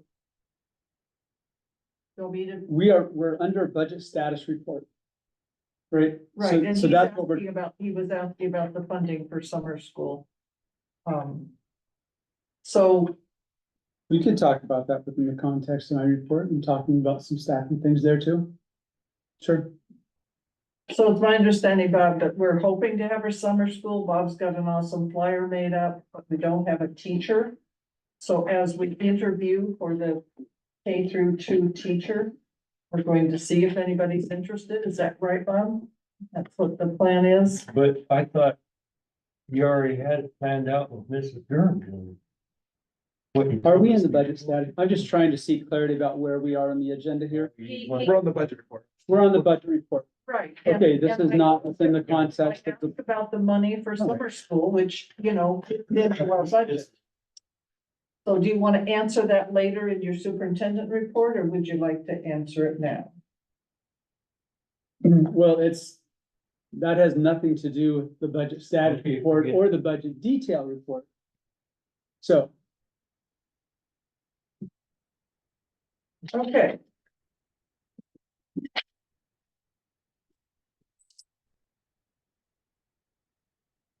So any other questions about the budget? All right. budget reports. Are you still Are we- reporting on more? We have the detail report. Are we on the budget status? Okay, We just went from the budget status, now we're going to the budget detail report. I got a question on that. No, no, it's not. I'll find it there. In the budget thing.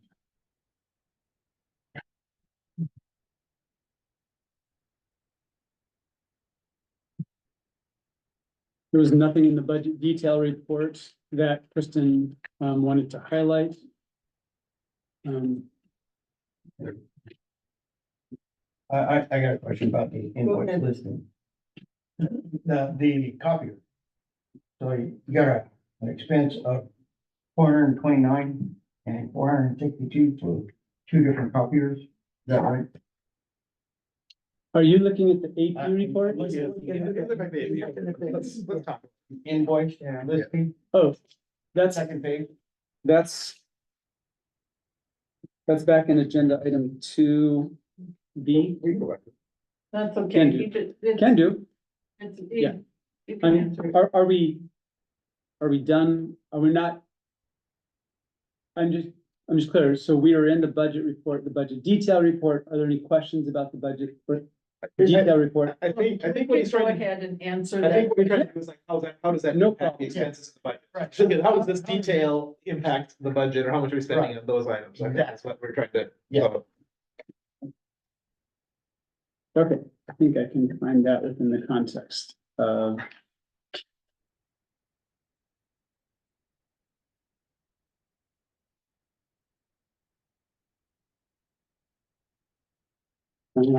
Okay. Hold on, there's something here about leases. I want to see what.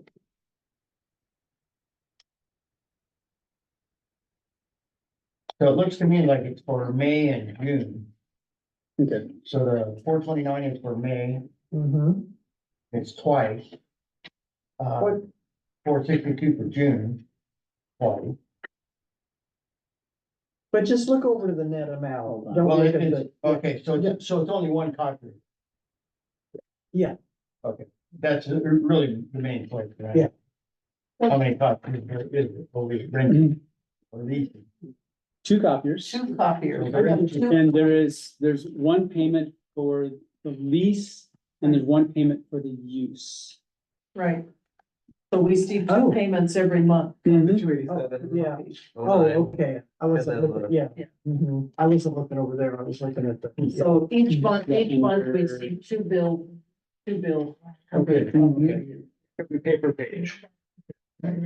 For, yeah. The print, for copy, click, depending upon whether it's a black and white or a color or a multi.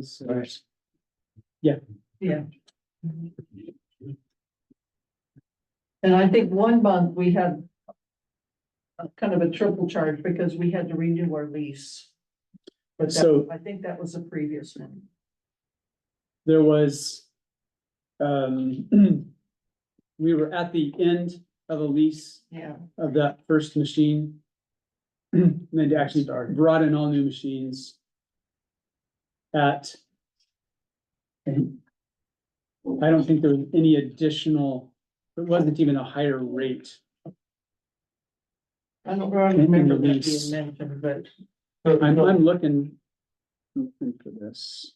So this leasing program, they'll upgrade the printer and everything. They just did.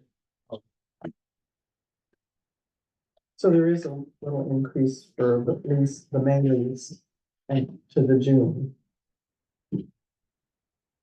Compared to $33.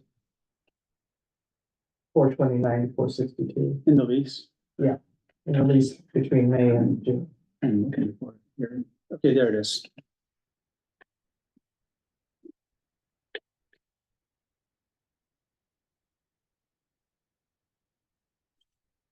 What was your question? Just simply how many copiers and? Yeah. Just one, Yeah, what are we it was paying for, basically? And if they're upgrading it, like you said, they just upgraded it, then I can understand a lease versus just buying. So, should equate to about the same.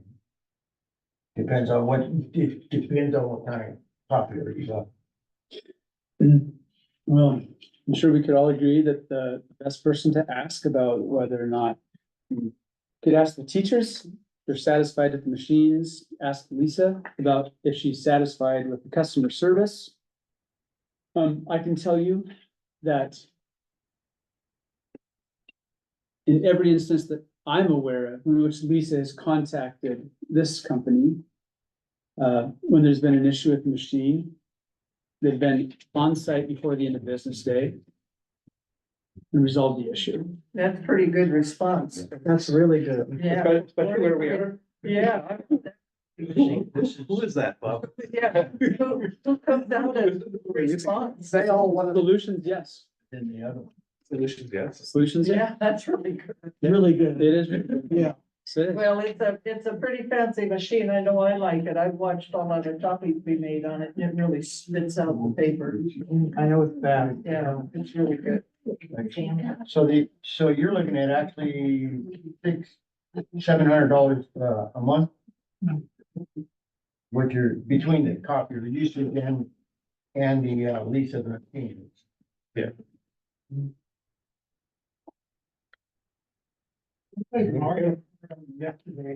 so. Where are we at? We're still finishing up on the budget report. Status for this year. It's not that. No. Okay. Yeah, I think you're right. We're pretty much two.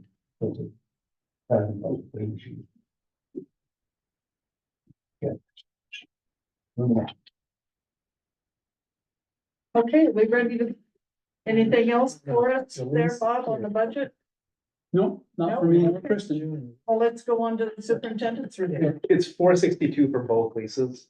It changed from May to June. One's a May lease, one's a June lease. So But it's if- two, if it's you- 200 and some each Yeah. for the lease, and then you add in the usage and what we do on each of them. Yeah, if you turn 2 pages, you'll see the usage. So you're talking about $1,000 a month. Or not, $800, something like that. Where's this? Oh. Yeah, no, I don't know. Yeah, it's the most efficient thing. I have the usage at 28709, and that's for 2 months, unless I'm missing something, and then another one for 30. Oh, I see it. So 700 bucks. What you're paying right? With the force. Yeah, two, yeah, Yep. 280 and 300, 600 bucks. Okey dokey, Bob, I think we're ready. A relatively short superintendent report. But let's just start with the question that was asked about summer school. I met, last Monday, it was last Monday, met with Anita and Keith joined. Just mostly to discuss the agenda of this meeting. At that time, I shared, that, Crystal Durham withdrew her interest in the summer school position as teacher. And in that meeting, I think that it was Keith's suggestion, but Keith and then you had a conversation about proposing that the long-term sub teacher and to be recruited in, I'm not sure if that's the term you used, and that feel free to chime in. I'm sure it was your idea. I suggested that, you hurry up with the interviews with the replacement teacher for K-1-2. Because that's what we're looking at. And in that process, if they're interested in. So, yep, I encouraged Anita to schedule those interviews as quickly as possible. All of the applicant materials are all now being directed to Anita and have for perhaps a month.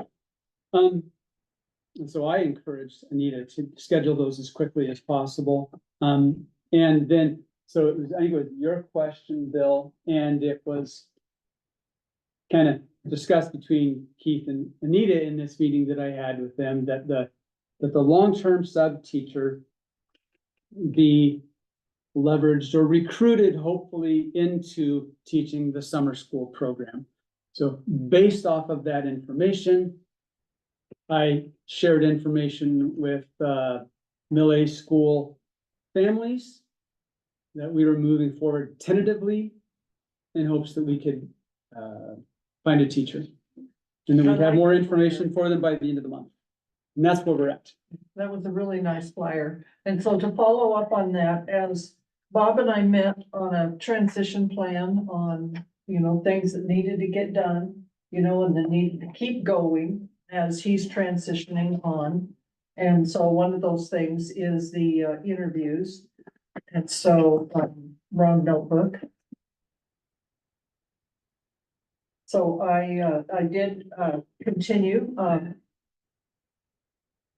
with the interview schedules. And so the first thing I did when Bob gave me the stuff was to contact Erica, the K-2 teacher, and ask her for recommendations on who would be the interview panel, because you have to have that first before you can schedule interviews.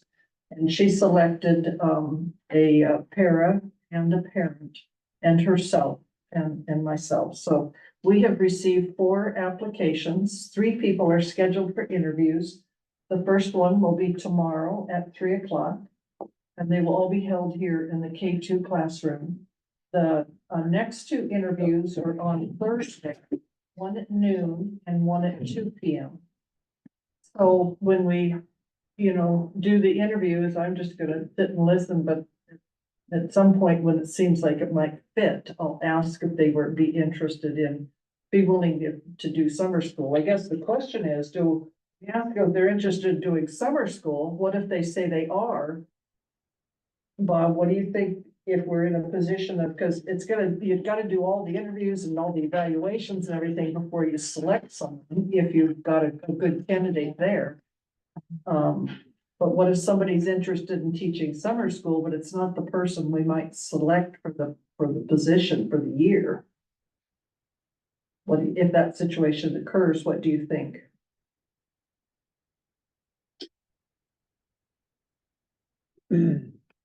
You're asking my opinion about having a non-district employee teach the summer school program? Well, no. The employee No, would what you need to would be, do is you would hire them just for summer school. I just asked if that's a possibility. What do you think about that possibility? they would have to be If hired that's as an possible. employee of the district. Right, I know that, but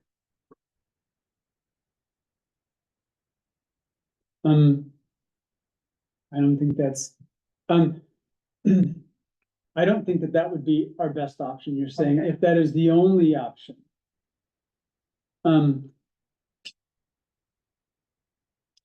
well, if the one person that isn't scheduled can't get scheduled, on Friday or Monday, then, we'll see how Erica feels about the ones we've got so far, and if there's a candidate there. And so we all have the interview questions that the district has put out, so we'll be able to do an evaluation. I mean, all I feel like acknowledge is that, there might be time for their paperwork to be processed, for them to be established. They would have to approved, they'd have to be approved for this temporary contract, that contract would be approved by the board. And then that candidate would have to be, then the entire program would have to be promoted. So would something be better than nothing? Yes, something would be better than nothing. There, we hope. Are you getting responses back from parents yet? You'd have to ask Lisa about that. These are all being sent. Okay, so advice, questions? Is everybody else still going for summer school, like the bus driver, the cook, is everybody else still? Well, Bob has told me that everyone else has agreed to be available. Is that correct? Right? That's my understanding. So- As of last Friday, at least. And when was summer school supposed to start? Oh, I don't have the flyer with me. It's late July. Like the Yeah. third week of July or so. 22nd of July to the 8th of August. It's a 3 weeks, is that right? Yep, that's right. 3 weeks. Okay, thank you. And the only other thing that I was just gonna report to the board is that most of, my work these last couple of weeks has been, working on transfer of authority, and working with ESD 112, OSPI, several of our third party organizations we contract with. Communicated with, Skamania County Sheriff Office, Fire District 1, Skamania County Treasurer, so that there's not gonna be a problem with payroll, coordinating with Lisa, with Anita and some of that. Our banks, wrapping things up with the banks, all of those accounts are in my name as CEO of the district. So working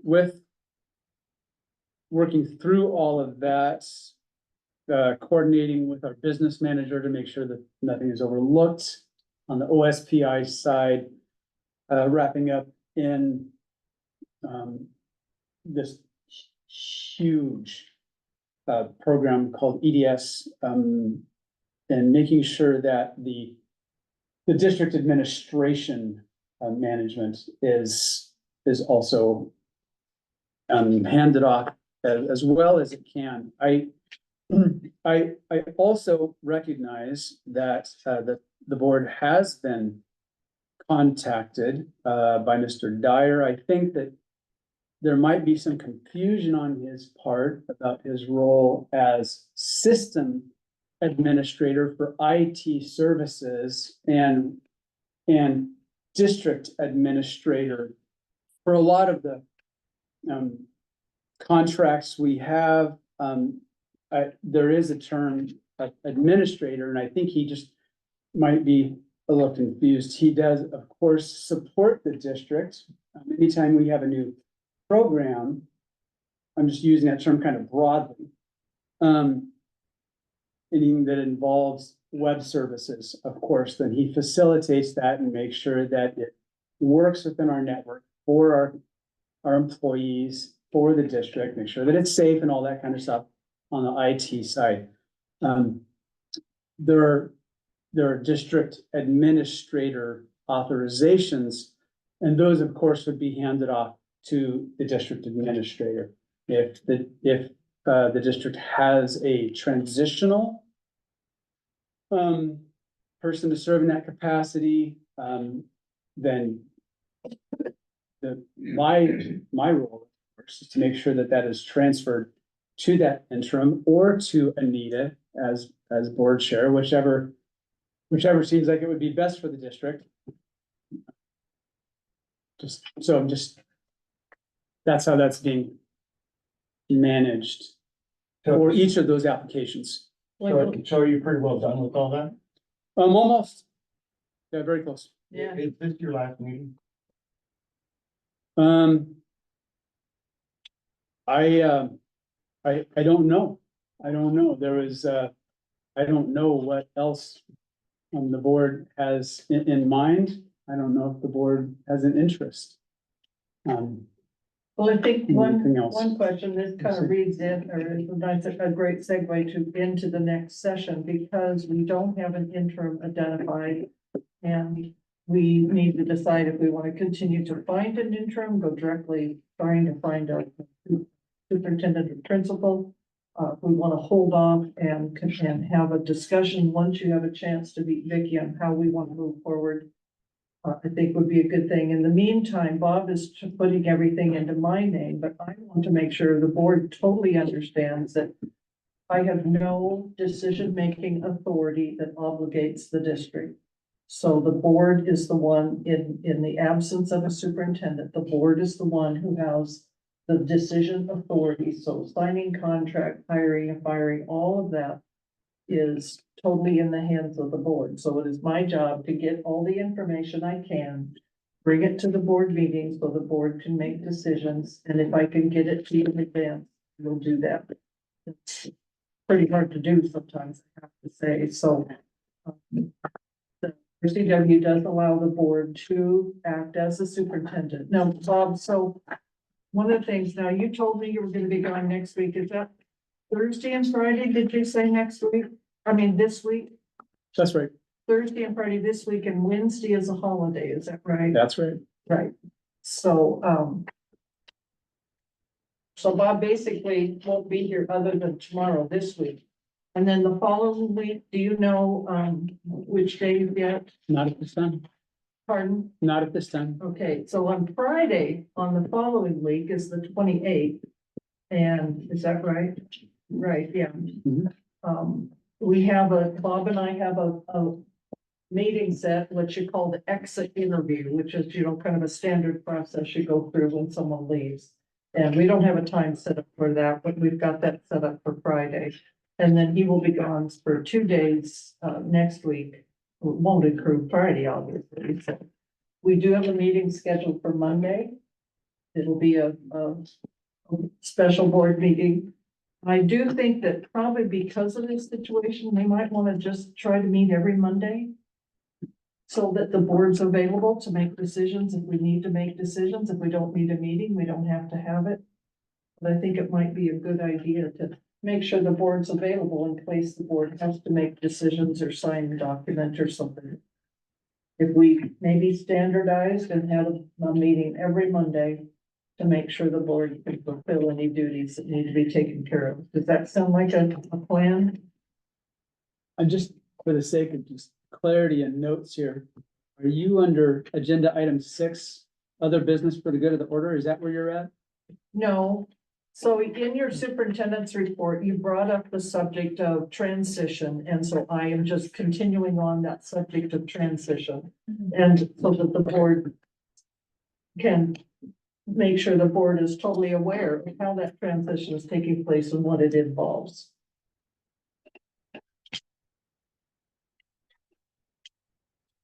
So you're saying a standing Monday evening? Do you think that's a good idea so that we're available to sign things and make decisions if we need to?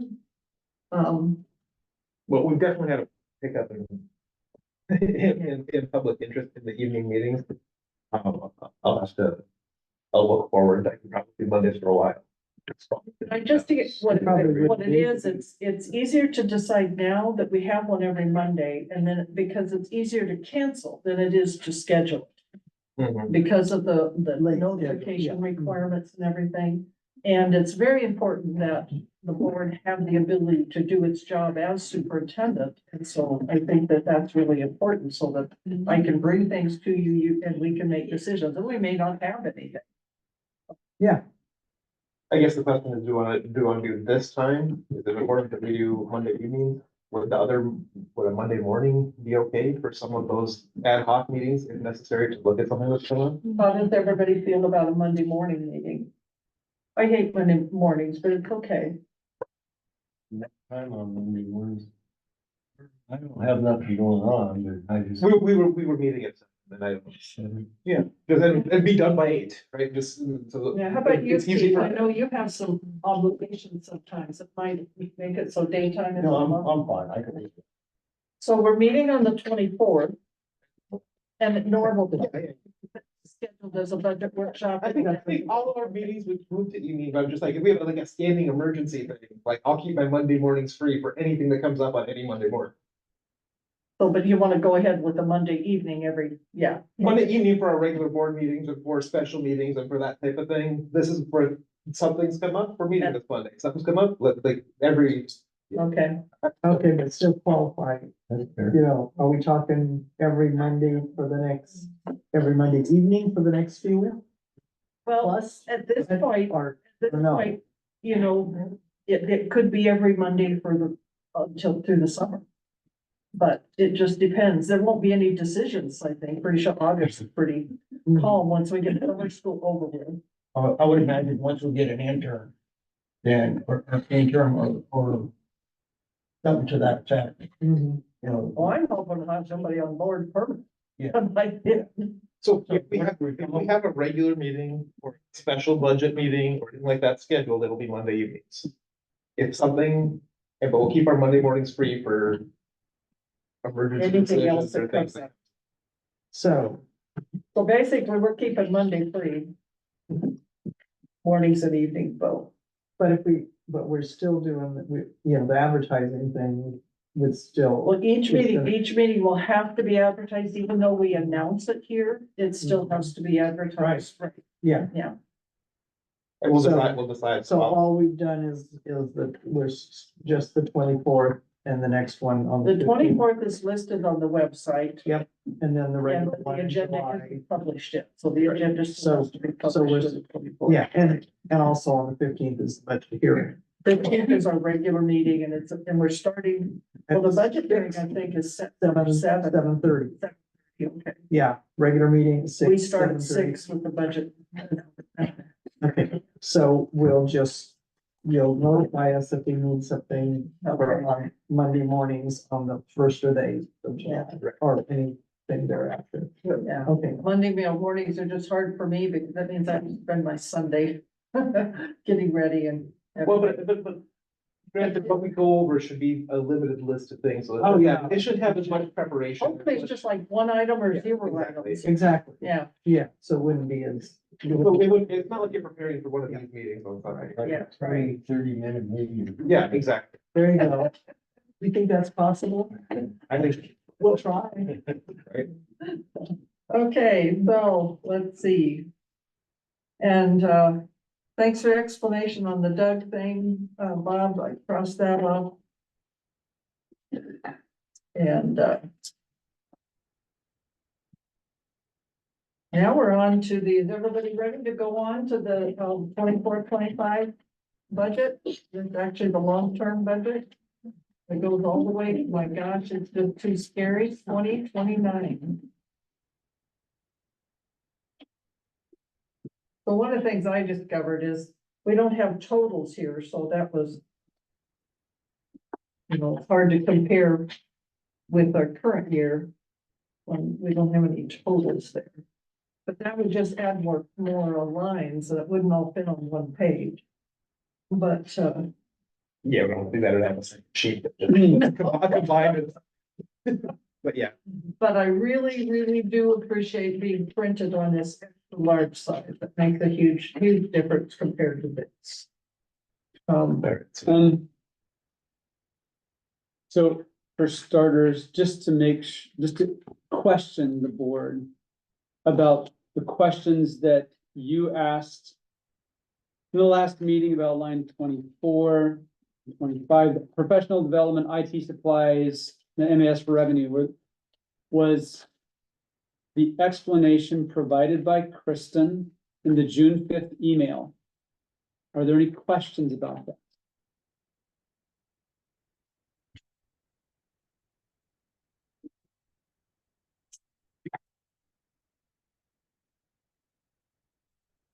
I don't have any questions about 121, Okay, even though. cool.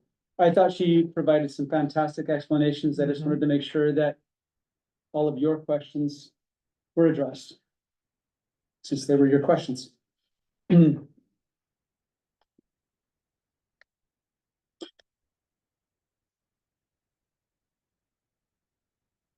So from the last sheet that we got, Yes, the impacted general fund balance went from 645 to 16,870.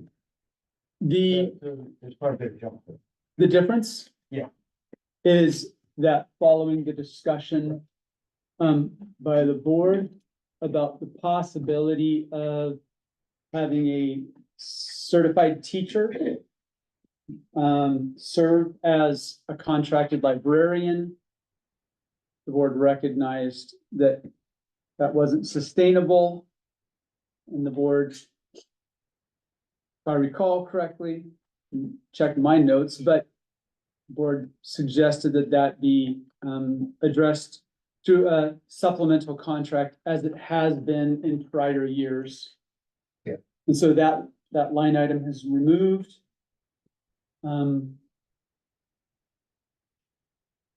So No other changes. We still have one contracted money that would come in possibly from, I believe it's SDS, yes. No, federal force funds. federal portion. So we don't know that number until later in midsummer or. If it shows up Oh, and when it shows up. okay. Well, it just showed up like last month. Usually Right. mid-year sometime, yeah. Okay, so is that already in here? No, that's never budgeted because it's Okay. never known that we'll get anything. And if we get some, how much? It's impossible to count on.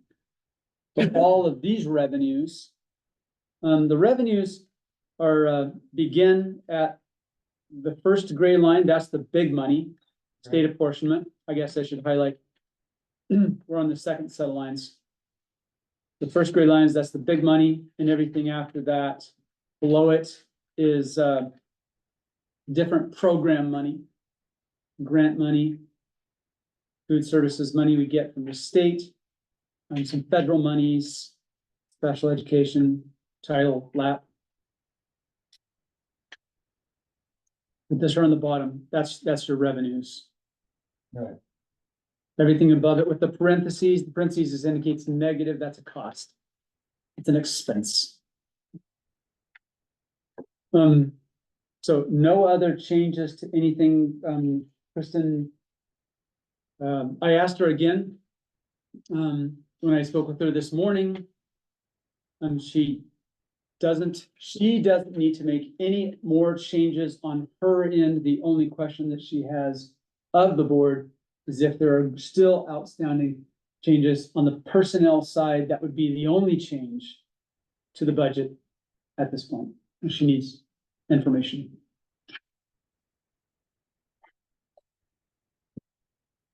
While you're looking at that, I will also just provide the update that the notice to the Sabine County Pioneer has been provided to them. It'll run in the June 26th and the July 3rd issues. So For the public the notice of the budget hearing, that's all scheduled and taken care of for you. So when we do the public hearing, is it just for the 24-25 budget? Is it? We don't. Correct. Yes, I hear. That's correct. Yeah, okay, thank you. Okay, good. How does it look? Anything else? ESD 112 business manager payroll and contract. So it's higher this year by almost $3,000 than what is predicted to be next year. It's even higher than this year than it is 2 years from now. 3 years from now. Catches up in 2027. So is that, you know, I'm just wondering how What's a good question? I don't know. how close are we there? And really, why would it be so much more this year than it is? Well, and I'll tell you, no, I don't know. I don't know what went into that number for last year. I mean, really, the 23-24, I think this is a corrected value, what you're seeing in the current 23-24, because the number that was actually there was much, much higher because we still had Carrie at that time. Right, that's Yeah, what. that's what- so she's Carry adapted it. Make that transition, yeah. And part of that might have included some of Carrie and some of her in that transition, but I've let Kristen's boss, Gavin, I let him know that it's possible that the district might need more of her services in this next year, in the interim. Whether, I mean, the board doesn't even know if there's gonna be a superintendent on board. You're going to need more of her. She's gonna have to be presenting the budget hearing. Is she gonna So- zoom in at the public hearing then? No? I don't know. That's a good question. You need to let her know. You could let me know what you'd like. And I'd be willing to pass that along to her. Yeah, because we're not gonna be able to go. Do you think it'd be a good idea to have her zoom into the public hearing? To the budget hearing, Yeah. to The present, board she's members. offered. Yeah. She's I offered think she should to present the present, budget. she's creating the budget hearing, she's offered to present that Yeah. for the board. And address any questions. I think so. Yeah, I don't wanna do it. She'll be creating the resolution, preparing that for the board. So I'm finding other ones that are predicted to be less next year than it has been this year. So that, if you look at the, transportation salary and benefit, so this year, 58.7 and 41.9. Next year is 49.36. Quite the drastic drop. And even the next year after that, it's still lower. And the next year after that is than this year. So all the way across, it looks like, you never catch up to this year's, expense. Yeah, I'll be glad to ask for that. I don't know. I don't know what was included Right. in the 23-24 compared to the 24-25. Just going back to something that I tried to share, and keep going back to your request that the current 23-24 be added back into this. She had to rebuild a bunch of that. Right. And that that. the comparison may or may not be perfectly lined up, because some things were included in the 23-24 that she has restructured because it makes more sense going forward. And so some of those, and the questions that the board had about, hey, what's professional development? Why is that so much higher? Oh, because it was grouped in one area previously and has been restructured. And so I'll ask and I'll pass along My recommendations. hope here is that we have our 23-24 budget in place. And when we got our actuals. When she did 24-25, They were lower. she's representing based on actual lower expenses of the 23-24. Well, that's actually kind of my question. Yeah. Are these based off of actuals right now? Or, Yeah, the 23-24 is not gonna be actuals because we don't actually have our, it should be pretty close to. but maybe not. I mean, maybe that's a little high. The budget is a little high for this year than what's been spent, so she's going on the actual. Cause I know those last two lines are what happened there. They were Right. just, you know, what we. So it would be nice, it'd be really beneficial to us. To, once we do get actuals of 23-24. Punch those in, even if I get them and write them in myself. And then I can compare it, and then I can see how accurate Except that, we are really gonna be. And then just keep that in mind from here going forward. I was thinking it would be nice to have the current year actuals, but, let's wait till, I mean, we'll be a little closer, Yeah. at least, maybe once we get the June costs. That will be. I'd encourage to use the budget detail report. right. Yeah. Use the budget detail report. That is, it has both month total and year-to-date total. Yeah. Okay. So that might give you what you want. Yeah, I used to do a budget, but I had access to last year, the year before, I could look up history Mhm. and I could see a whole process, and that's how I made my budget. Right, yeah. And then when you're looking at, you're looking at actual the budget, they're having, see, I compare, what did we budget well, what, where are we? There's always But, little things. but she also, restructured, what things into some categories. And so therefore, that is gonna be impossible from 23-24 to 24-25.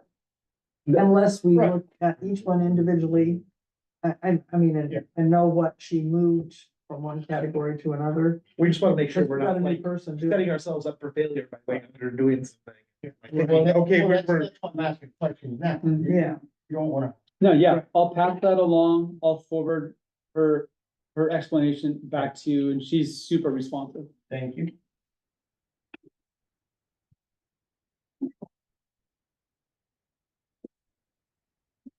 like the board of directors, the 22-060, the 8060. Yeah.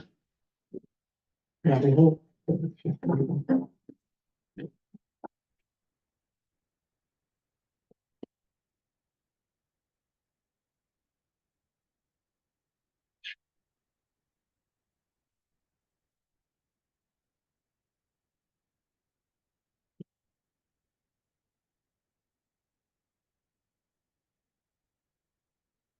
Okay, we ready to move on? Yes, ma'am. Okay, let's move on to, public comment. Jennifer. I just have a question, thinking about,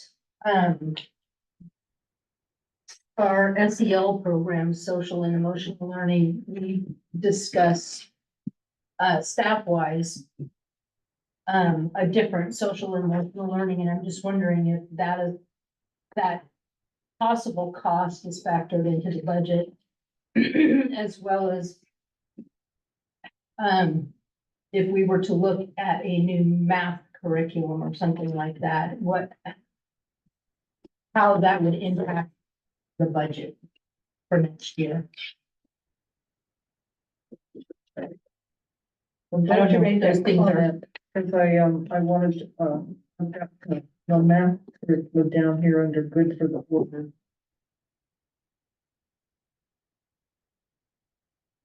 And so also then a social emotional learning curriculum.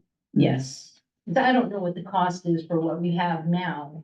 And, the difference between that and what we were looking at, and didn't necessarily, I don't think, come to a consensus and approve it, but I know.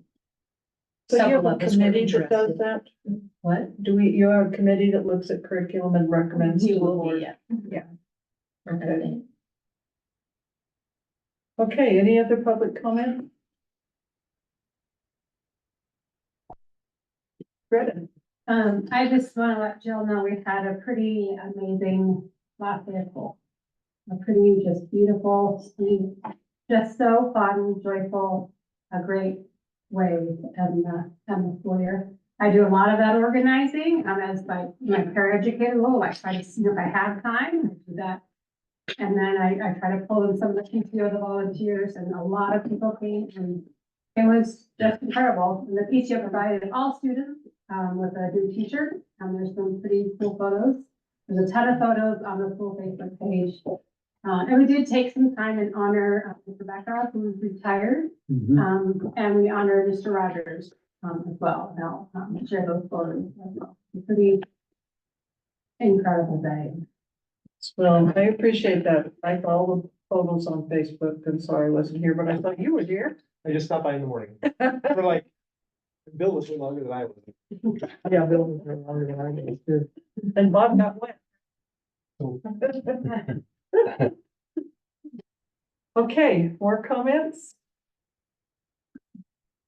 All right, let's move on to good for the order, and Jennifer brought up math. One of the comments that Jennifer's made to me, and I've heard it from another lady, is that, you know, we're trying to address, you know, some of the issues on the struggles of learning math, which I totally understand. I don't think I could learn the new math myself, but and if I explain this wrong, maybe I could ask you to contribute, but so it's suggested that we look at a math program so that we have consistency K-8 on the math program that we're teaching.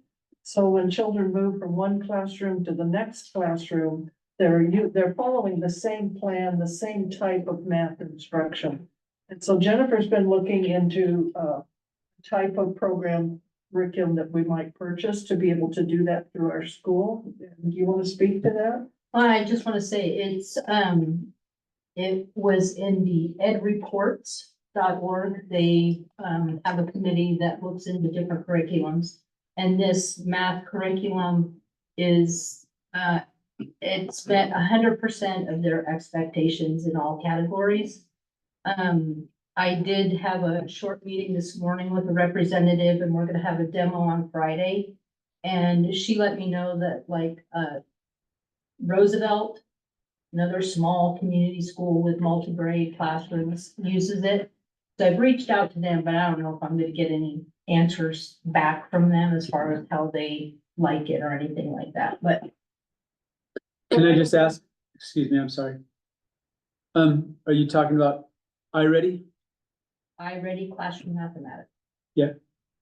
Have you heard of that? Good. I've heard of it. I know that White Salmon has used it for quite a few years. I know that, the teachers in Glenwood piloted it 2 years ago. That they used it last year as a supplemental. And they have multi-grade, small multi-grade. They were happy with it after their first use of it as a supplemental.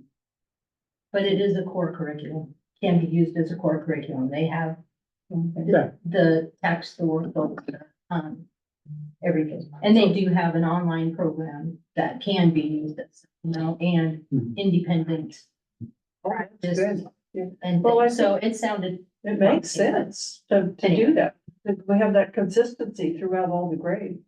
So she's gonna look into that further and bring us costs so we can decide on that and find out what the timeline on getting it and getting it implemented and that, all that kind of stuff. Yeah, and see. Since it's a core curriculum, there's a defined process for review. Pardon? Because it's a core curriculum, there'd be a defined process. Okay. And so then you're doing the same thing on social and emotional learning, and you'll kind of keep us updated on that. Well, we looked into it last year, this year. But we just haven't really come to. So where we landed, just for reference, is that, it's Wayfinder, that's what it's called. And MAS, we seem to really like it. PCIA, it was presented And I think we just ran out of time for them to view it, but it's like a K through 12 program. And so we just really liked how it was like cross curriculum. It's, really easy to use, not a lot of prep time that needs to go into it. And they work, the foundation is MTSS work, which is awesome. Because I know we're really working on. Oh, okay, so it's part of that program then? Well, that's like what their foundation was, but they've turned into like an SEL curriculum, but that's the foundation of it. So I think that's pretty awesome. Okay. So, yeah, I think that if we can get, PCIA faculty to take another look at it, or at least a look at it, and if they're on board, I think it's a great program. What is social emotional learning? So it's just an opportunity for us to work with students on how to become better humans and how to deal with conflict and how to work with communication and how to, if somebody is hurting your feelings, how to talk about it, how to, Jennifer, help me out. I'm just looking here at night. I'm like drawing a blank right now. So it is required by the state. The state requires that we have social emotional learning curriculum, K through 12. Prior to, this year, K through 8 had Frenzy. That's what we were using for our SEL curriculum. And now like we wanted to launch something in the high school as well. And I think that, Miss Erica and Jennifer, I don't want to speak for Crystal, I'll let her speak for herself. Like we were kind of struggling with Frenzy a little bit. It didn't feel like really relevant to our students, like real time. And so then Wayfinder was recommended to us and it just feels like, hey, this week in our class, we're dealing with this issue, get on Wayfinder, and there's like 10, 12 lessons that you could talk about and do with the students. And so it feels a little more relevant than what Frenzy was. Well, that's great. That's awesome. All the curriculum, you know, if you see things, you know, everything else updates. We might as well keep up with curriculum if we can be doing the best for the kids. And if it's consistent, I really like that idea. If it's And consistent. I've emailed both Erica and Crystal, hopefully checking their school emails, with that demo time on Friday, so they can be there if possible. So does everybody check their school emails throughout the summer? I do, once in a while, not every day, but I do. I don't know if anybody else does. Okay, any more public comments? I guess we didn't have anybody zoom in. I hope not. Are we still in public comment? We're in number 6, other business. Go to the order. Well, no, we were in public comment. Jennifer Oh, was. yeah, no, then you. Oh, yeah, you're You right. moved on to other business for the good order. And Yes, there's a lot of people on Zoom. We just don't have it up right. Because we have the agenda. If they raise their hand, we can see it. Does anybody raise their hands that I have missed? Okay, I guess we didn't miss it too badly. Okay, let's see.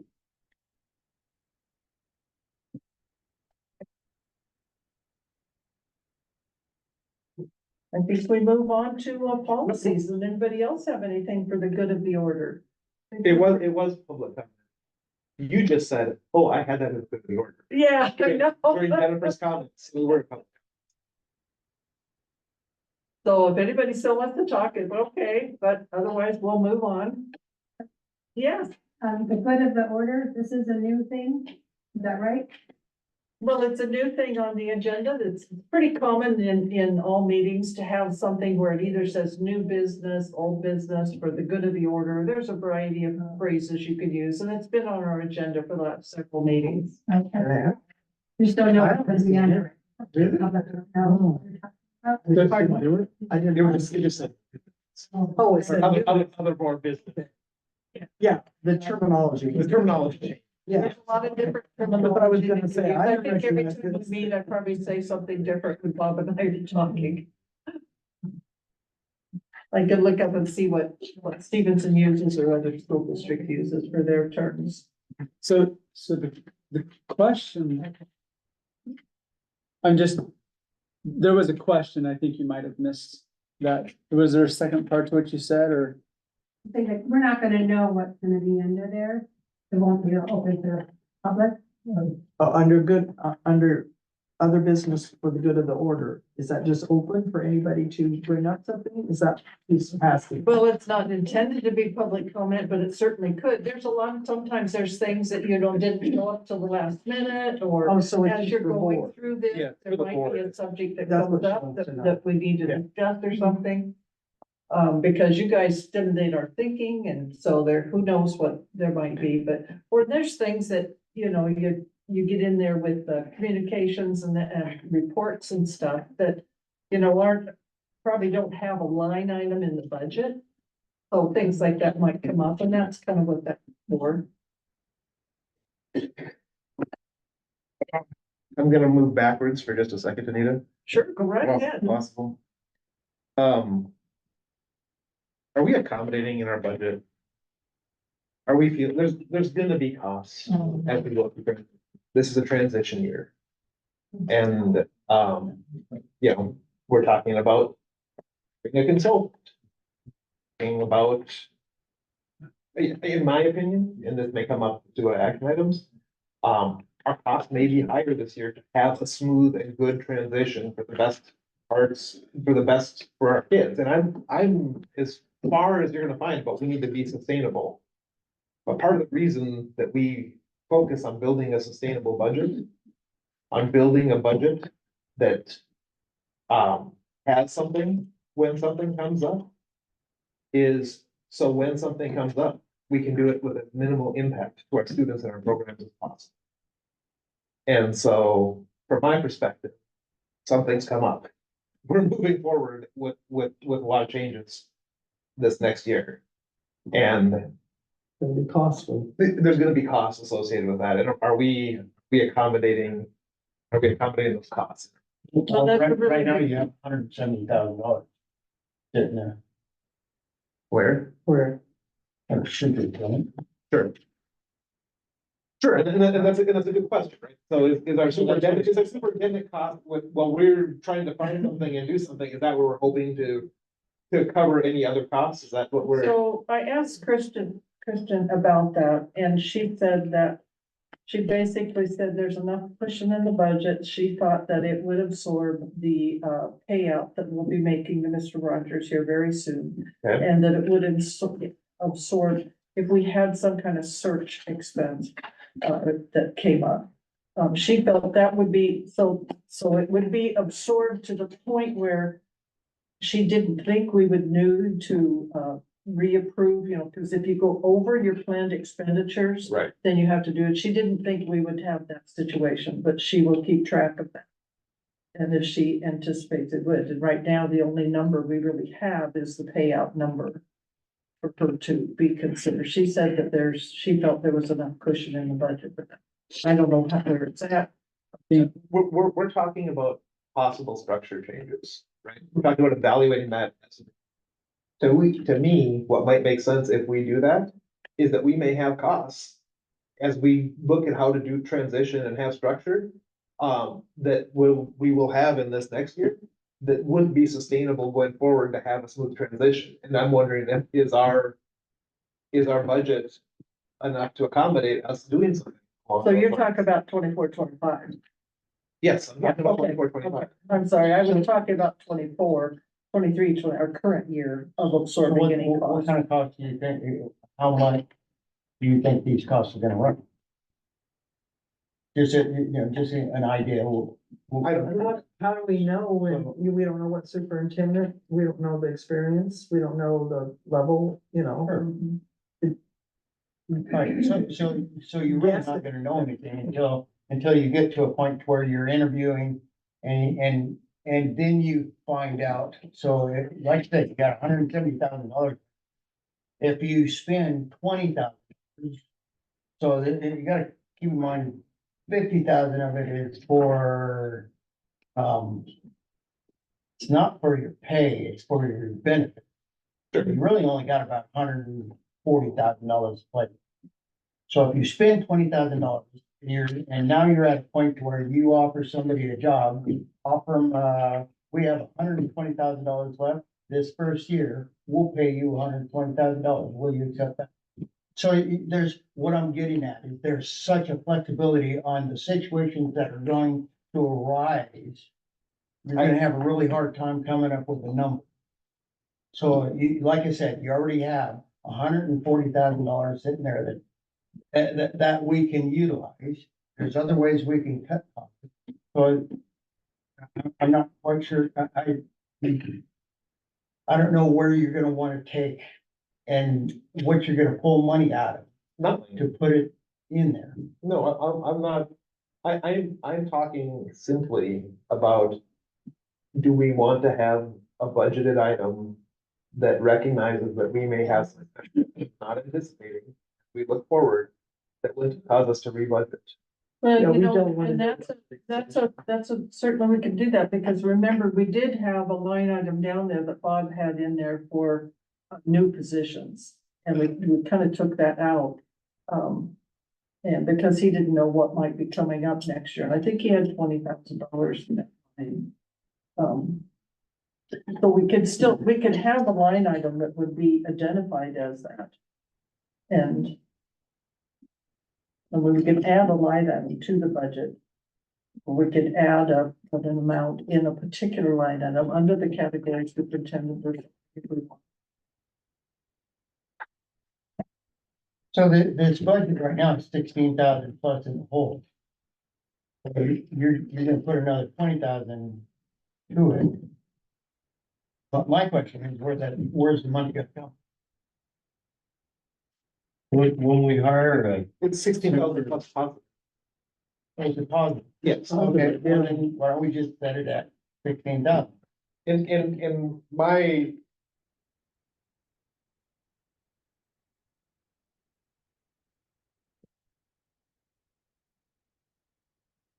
My point is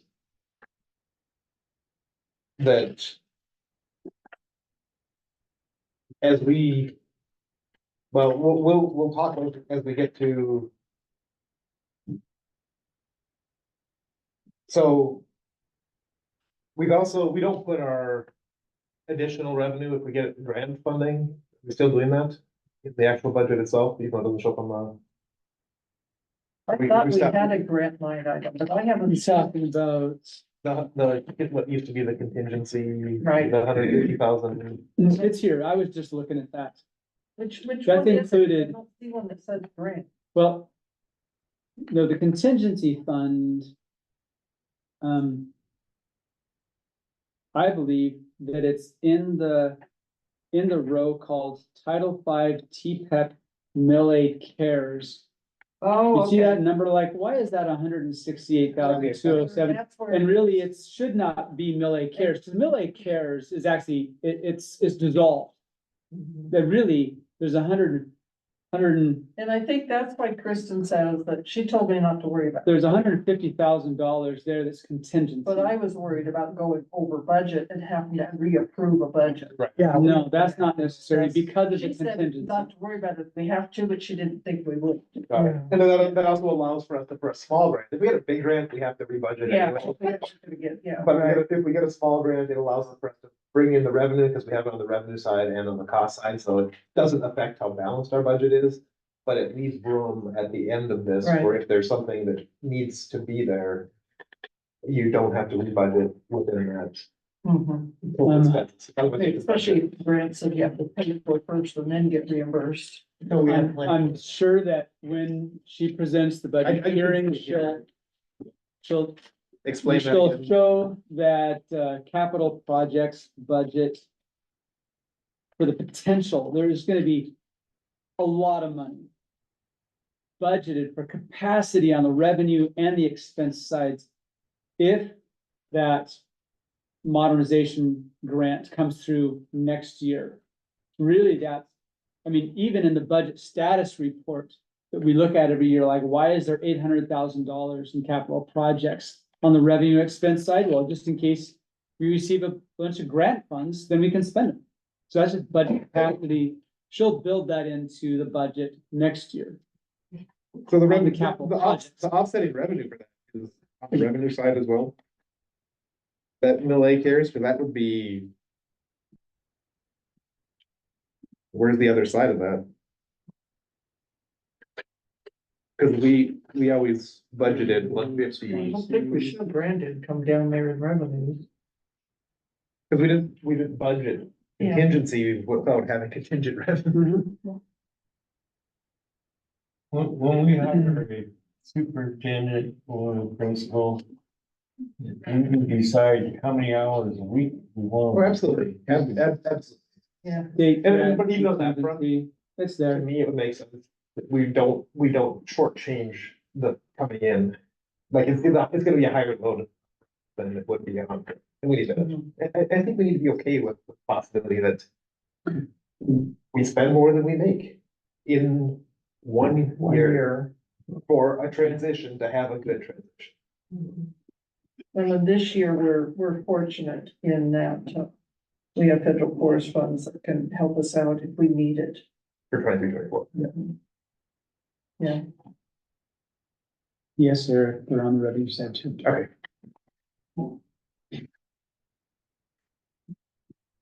Okay, are we ready to move on? We're going on to, policy, is that correct? Should say receive it. Policy reviews? Are we ready for that? Policy review. The first one we're gonna look at is meeting conduct, policy 1400.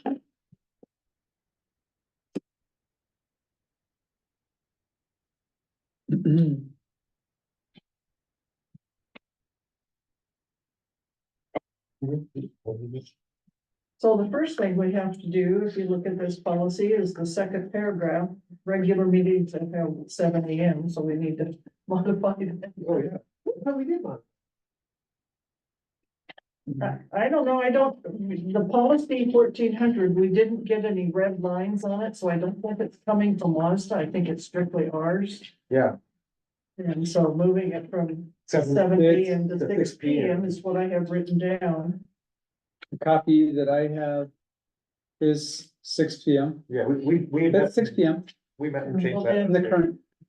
So then why is it on our agenda? What are we doing here? There's a situation that will occur in February, and I spoke with Anita about this Yeah. several months ago, and she advised that the board not address it at that time.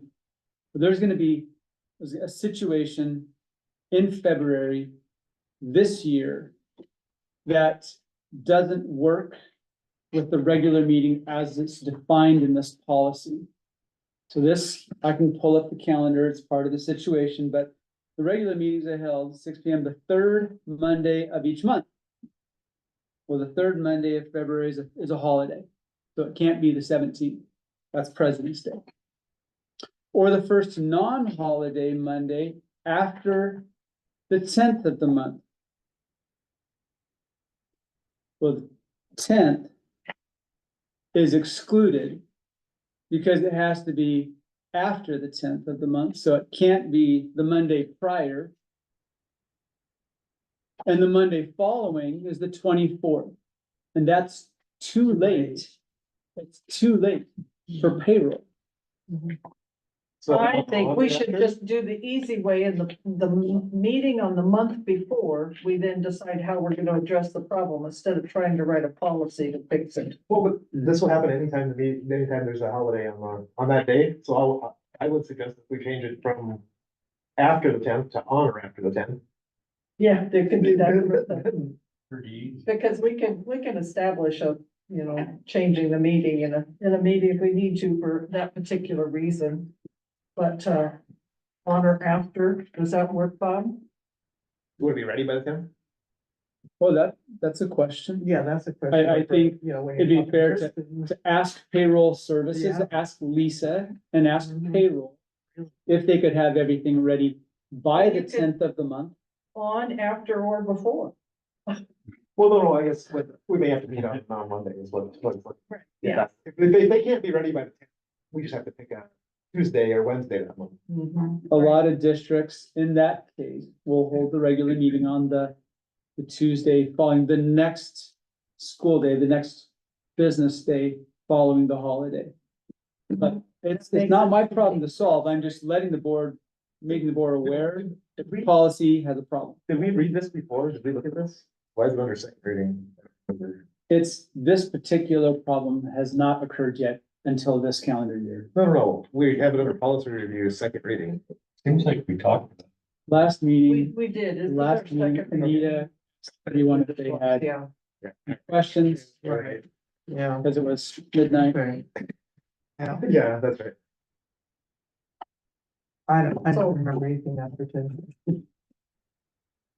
So do we want to make that change? Does somebody want to make a motion, or do we want to just leave it as is and handle it as it comes up? I would suggest we look at this with as we get closer and understand what things can be ready by that, before we change it to the 10th, we can have things ready by the 10th. Maybe you just talk. But Exactly. What Bob just suggested, the possibility of if the Monday, if, If that doesn't work, then we'll just do the Tuesday or figure well, something the out. Tuesday, that would be more reasonable to not cause more work for people. That would have the least amount of impact Yeah, to payroll To the and payroll. the. exactly. So that makes more sense to me, having been in that position.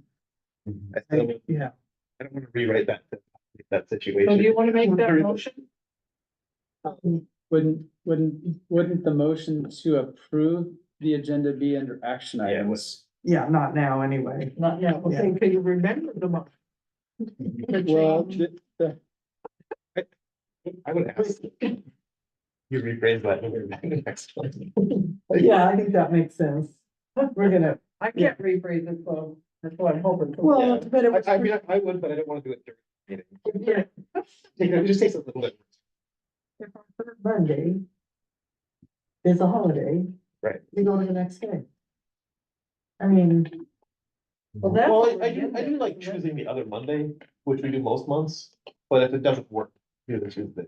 and most likely, going earlier is, It only comes up when it's on the only time it happens is if it's on the 17th, which is only every few years. Yeah.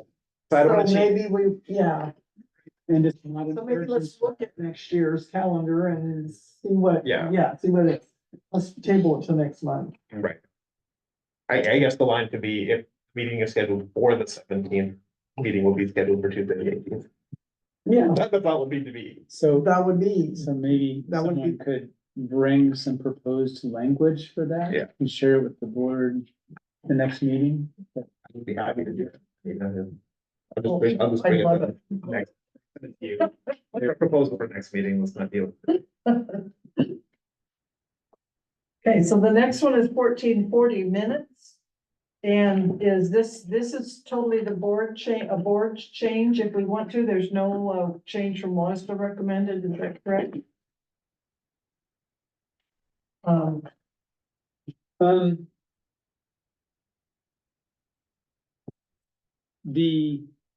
Why is this here? That's the only thing I can think of. We need to make sure that in our minutes, if a board member is absent, that we record whether it's excused or not excused, because we do have a. So there's a sentence, so just about the middle of the page, Okay, there's all the sub items, A, B, C, D, E, F, G, after that, you see the paragraph. Do you guys have? You guys No, don't I have? don't have it. Are you talking about the, You don't have 1440? Okay. When issues are discussed that may require a detailed record, the board may direct the secretary to record the discussion. If necessary for. Oh, yeah, this was written before our new law went into effect, which Right. went into effect this year in June. Right. Yeah. Mhm. So we don't really need that because we're already recording. So do you want to take that whole paragraph out? Although the next part, I don't know what the law says. I haven't looked it up about retaining. The law says, yep, that the recording Is it the same? needs as to be what's in there retained for now? 1 year. It stays the same? Do Okay. we need it defined here, or we already have a separate policy under all of our recordings and how long we retain it?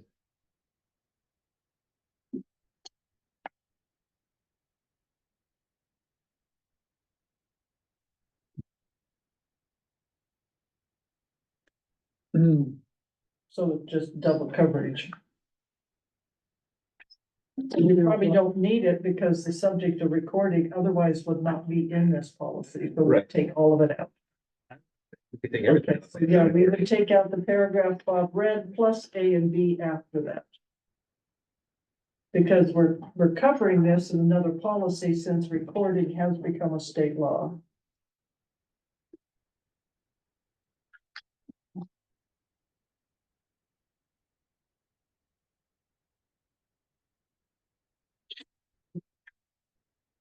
I suggested under C, members in attendance, we need to, if someone is absent and it's unexcused, we need to make sure that we're recording that, because after so many unexcused absences, then you're no longer on the board. I do remember there was one meeting that a lady sat here and explained to us that she's on other boards. And she did research on recording and transcribing. And she said that she found all kinds of issues, faults with that in particular. She said it right here, you can go back 3 meetings ago. And I'm sure it's on the recording. It should be on the recording, but that's what she said. There's problems with that being recorded and transcribed. I've been on several boards, been in a bunch of committees. There's always somebody that takes minutes and they don't take minutes word for word. They write down what's in. They don't have to transcribe every little detail. But I still have concerns about recording and transcribing. We don't have a redundancy either, and that situation that we need to resolve is a policy. And that's where that is. And so that policy should be put back on the agenda so we can make sure that we have redundancy and make a board decision on how we're going to handle the need for redundancy. And you have brought that up several times and we don't have an answer to it. I don't remember that policy number. So I have policy 1440, but it's not even close to this. So when was this written? I should say it.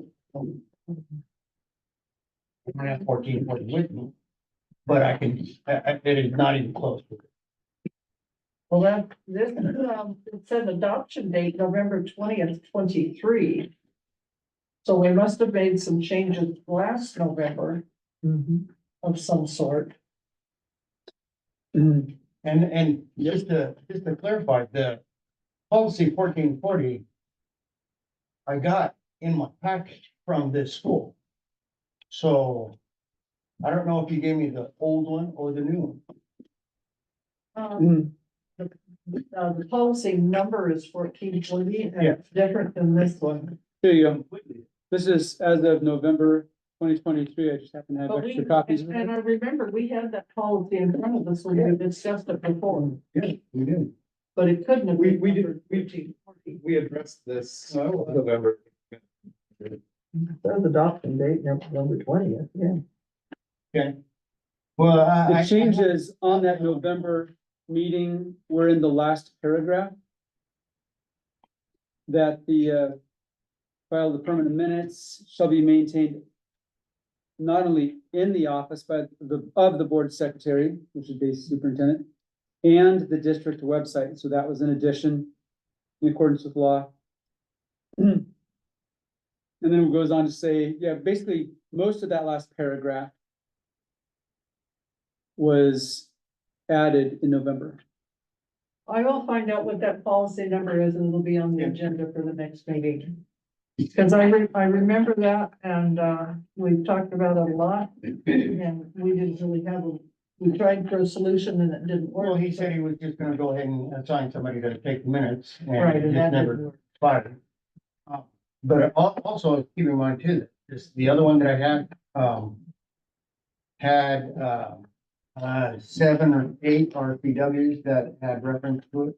I think that when you had, he was in the officers, and it said the secretary Yeah. will appoint, Yeah. that's what you're talking, that's not the minutes one, that's the. But at the very top of the page, it was policy 1440. Sure, was it 12:20? 12:10. 12:10? Well, I have it at home. I'll bring it. You know, I had a folder with a bunch of policies in it and I didn't bring it either, but we do need to bring that up because the solution didn't work, so we'll have to bring that up again. This one is about the minutes themselves, not about taking them. So we've got the policy and for that one, and then we have the policy. I think it's 12:10. It's 12:10, okay. I'll check 12:10, okay. All right, so next meeting. So that may not be the 24th, but maybe the next regular meeting. Can we do that? Yeah, we will. Yeah, we will. oh, yeah. Yeah. Yeah, next regular meeting. Yeah. I want to be sure to do it. I don't like not the agenda of the special meeting. So now we're down to policy 5161. I don't remember where we're talking about. Is there a change in there from WASDA on that one?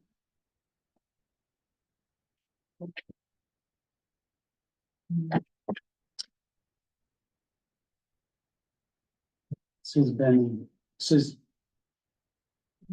has been recommended for so long. This was a new recommended. I'm looking for a record of it.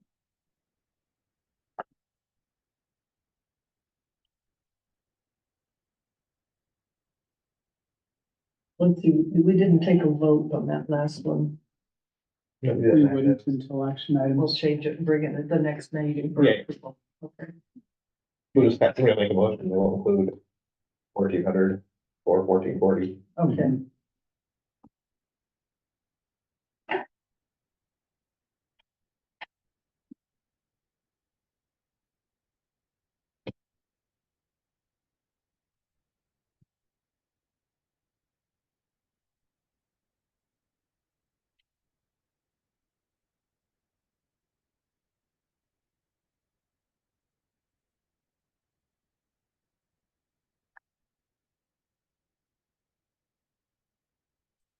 You know what it is, Bob? I bet we've never approved this before. There's No, date this on is, the this adoption is, that's right, this is new. This was originally back on the agenda back in March. date. It came out in the policy news of Mhm. April. And so then this is the first time we've seen this policy. Well, not that it's a second reading, but this policy is not one we currently have in place. And so it's a discretionary policy, but we need to find out if we would like to accept it as presented to us, suggested by WASDA, or if we want to not have it at all, or what, how do you feel?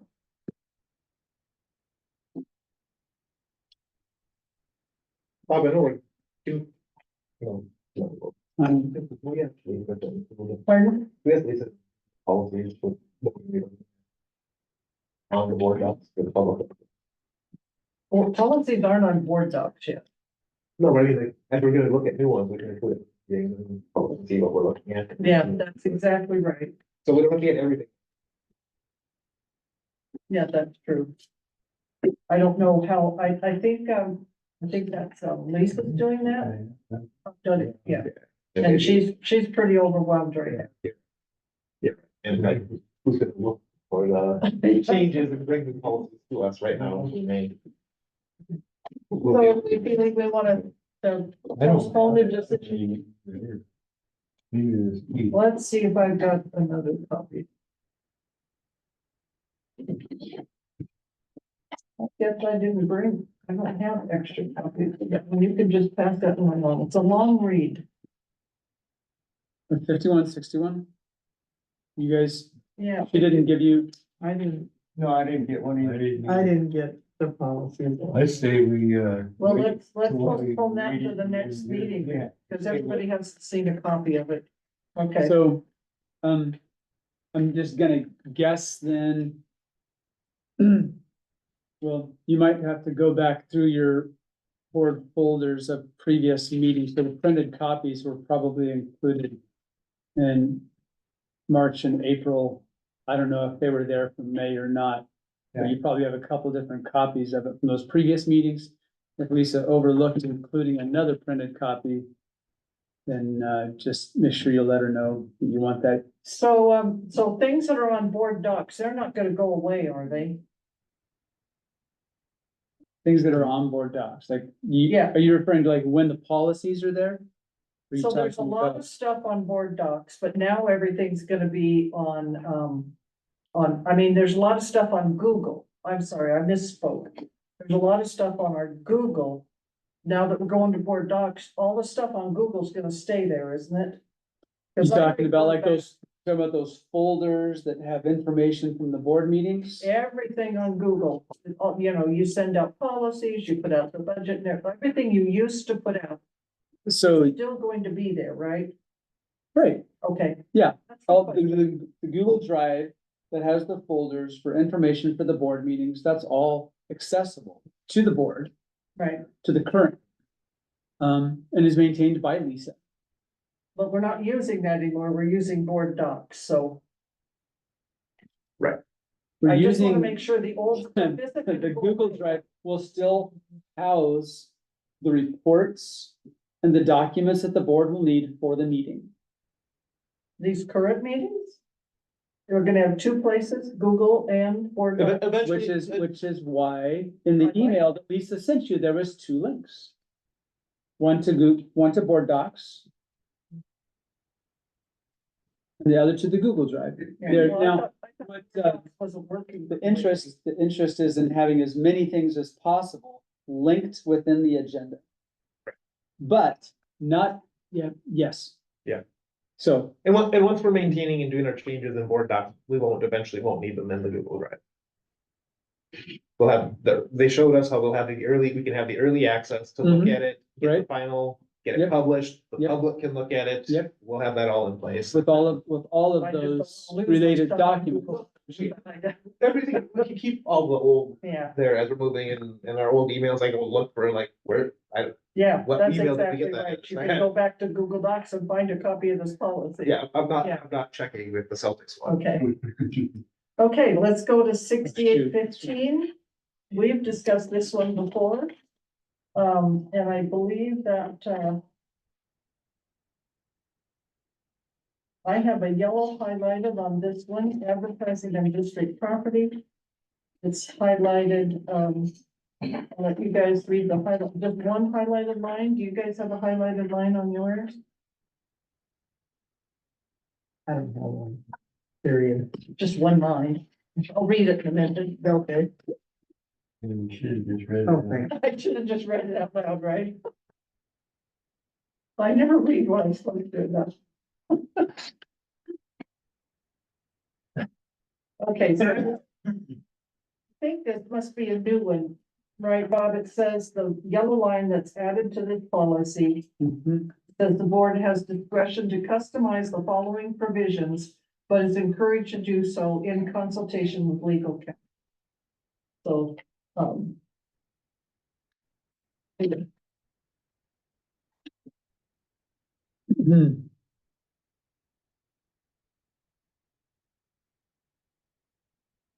So obviously, that's not something to leave. That's an instruction to us. Yeah.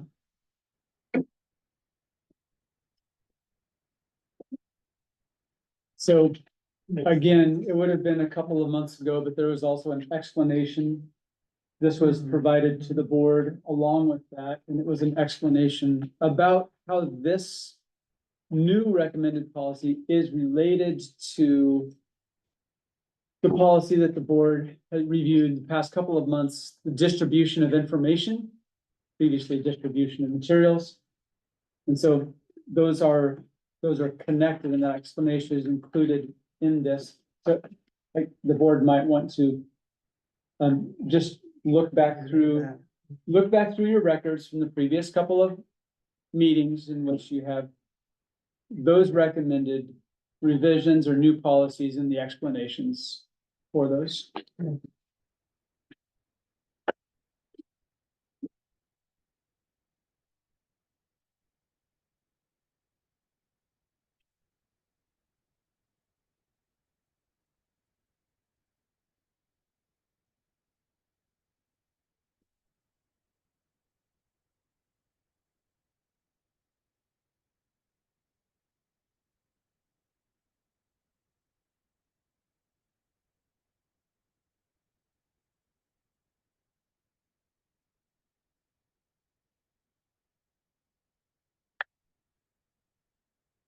It's really hard to applicable to our district, if we don't have businesses up here, and, you know.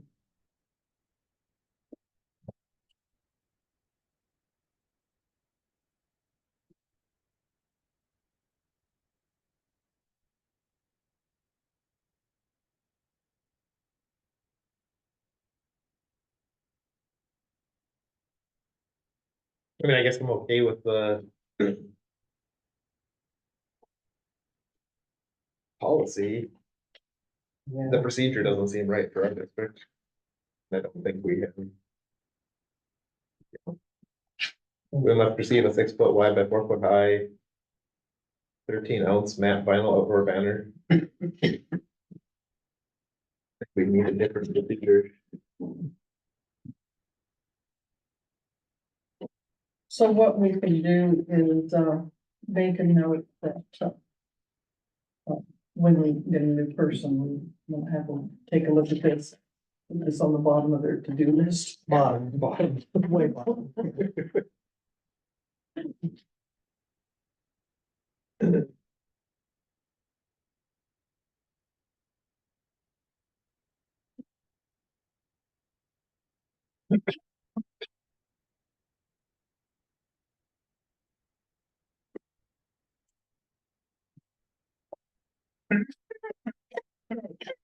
So. Do we want to have a motion that confirms what we decided on each of these? The meeting conduct and order, I don't think we need a motion, Anita. don't need a motion, we're all safe, We're just gonna. we're ready to just go not- ahead. We're just not gonna take action. Yeah. On items today.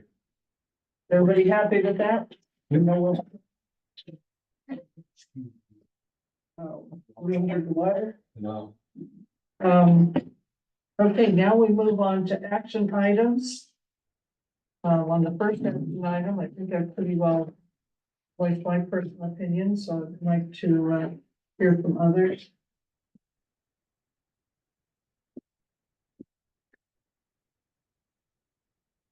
Well, hopefully after we have our get together on Friday, we'll have a meeting on Monday, we'll know whether we want to have someone help us, and work with us on, taking a look at our management structure and leadership and how we want to move forward with everything. So we're gonna wait on A. Yeah. For that then? Do you think we can get to that point by next Monday when our Dean of Students contract runs out? No, because we won't have a contract in place until Monday.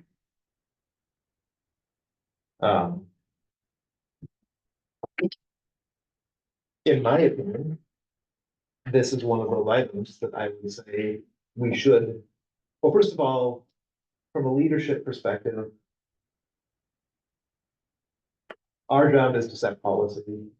We need to select a person, and then we need to empower that person. And that empowerment is also gonna come down to how structure looks like going forward and how they're going to operate going forward. We can't be micromanaging like has been happening. And like we're gonna have to do over the next several months without. I think it's okay for us to go forward, provide stability, but still allow someone to come in and look at what they're gonna want to have going forward beyond next year. To have stability next year, to have transition, to have them help, to have, to have them make a decision on how well they can work with Kayleen beyond next year. And to what resources Kayleen brings. Do they get along? Do they work really well together? Do they, does he envision a different role? All of that, could happen, or there could be no change. But I don't think as a board, as we're reaching the end of Kayleen's contract, we should be making a big change to that, because we owe it to her at this point, unless we're gonna make a bunch of decisions this week to let her know what she's doing next year. And also the district, the stability of one constant Well, I think that, instead of just I think all those are, new. you're right, Diane, I think those are good points that you're bringing out. Maybe we should have an executive session on Monday. Next Monday? I think that's our we're scheduled to meet, yeah, next Monday. That's our next meeting. What time are we gonna do this? Well, it's a regular meeting. Next Monday is a regular meeting, so it'll be at 6 p.m. Next Monday. It's our budget meeting, we're finalizing our budget. It's been scheduled. Yeah, June 24th has been on our budget schedule for a long time, but we'll have other stuff on the agenda too. And it could be a contract or it could be Next something week else. is our regular. No, it's not a regular meeting, but it's been scheduled meeting. Right, our regular meeting is tonight, yeah. Right, yeah, You're suggesting an executive session? for the 24th. Well, we qualify for an executive session. Hoping not to do that, but I've been asked to do that. If, depending on how everybody feels.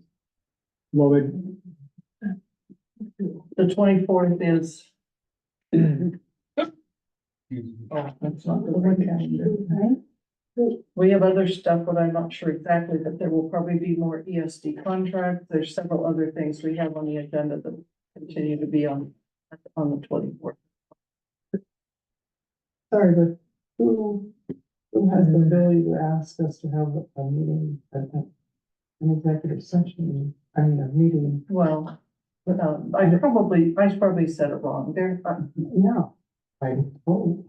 I'm trying to be kind. There's some issues that could be discussed in an executive session. So we'll get that, and you would like to have an executive session before we approve. We could do it first thing. So should we have an executive session now? I didn't modify the agenda for that because I wasn't prepared. I'd probably have someone join us.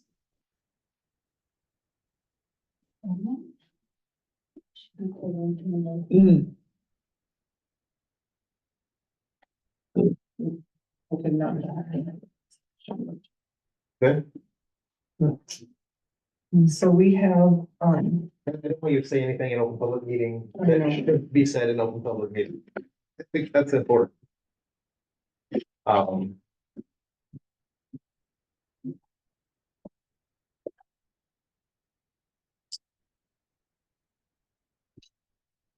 we have several supplemental contracts that Bob has prepared for us.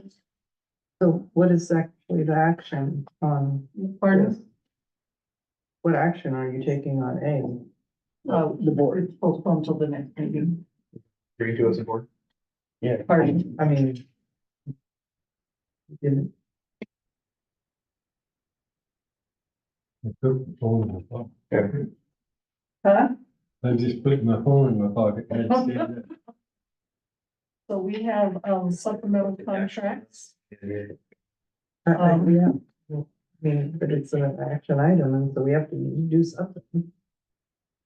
Well, we don't. Pardon?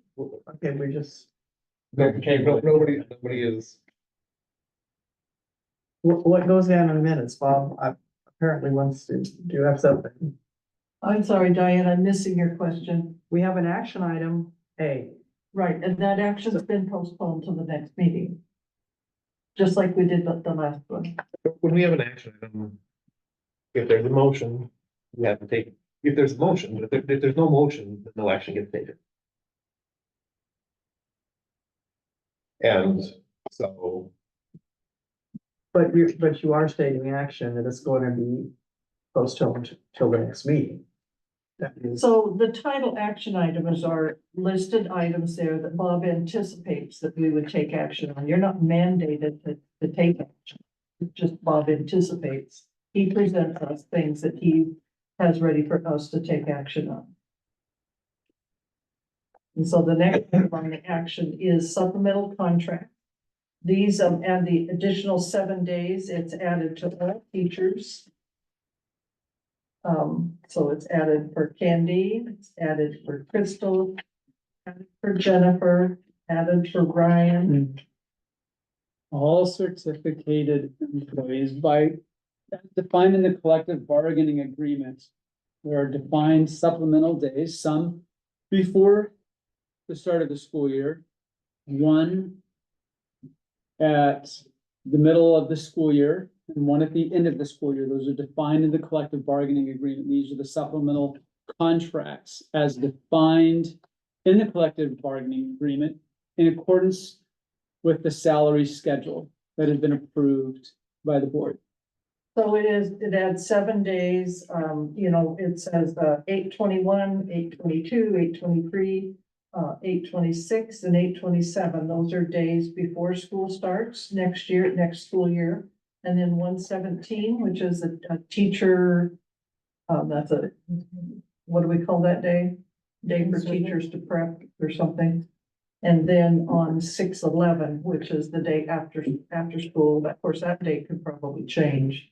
It's for all teachers, they're all identical, total hours are, 49, total days are 7, and it's at the daily per diem rate. And all of them, it says per diem rate. It's at the negotiated per diem rate for those in service days. Okay, yeah, it says per diem rate here, it has the daily rate and then the total for each month. And so this is, I did double check, there weren't any teachers missed, except Erica, who won't be here next year, so. Do we have a motion to approve those? so moved. Then move to approve the teacher supplemental contracts. Are there, any further discussions or questions?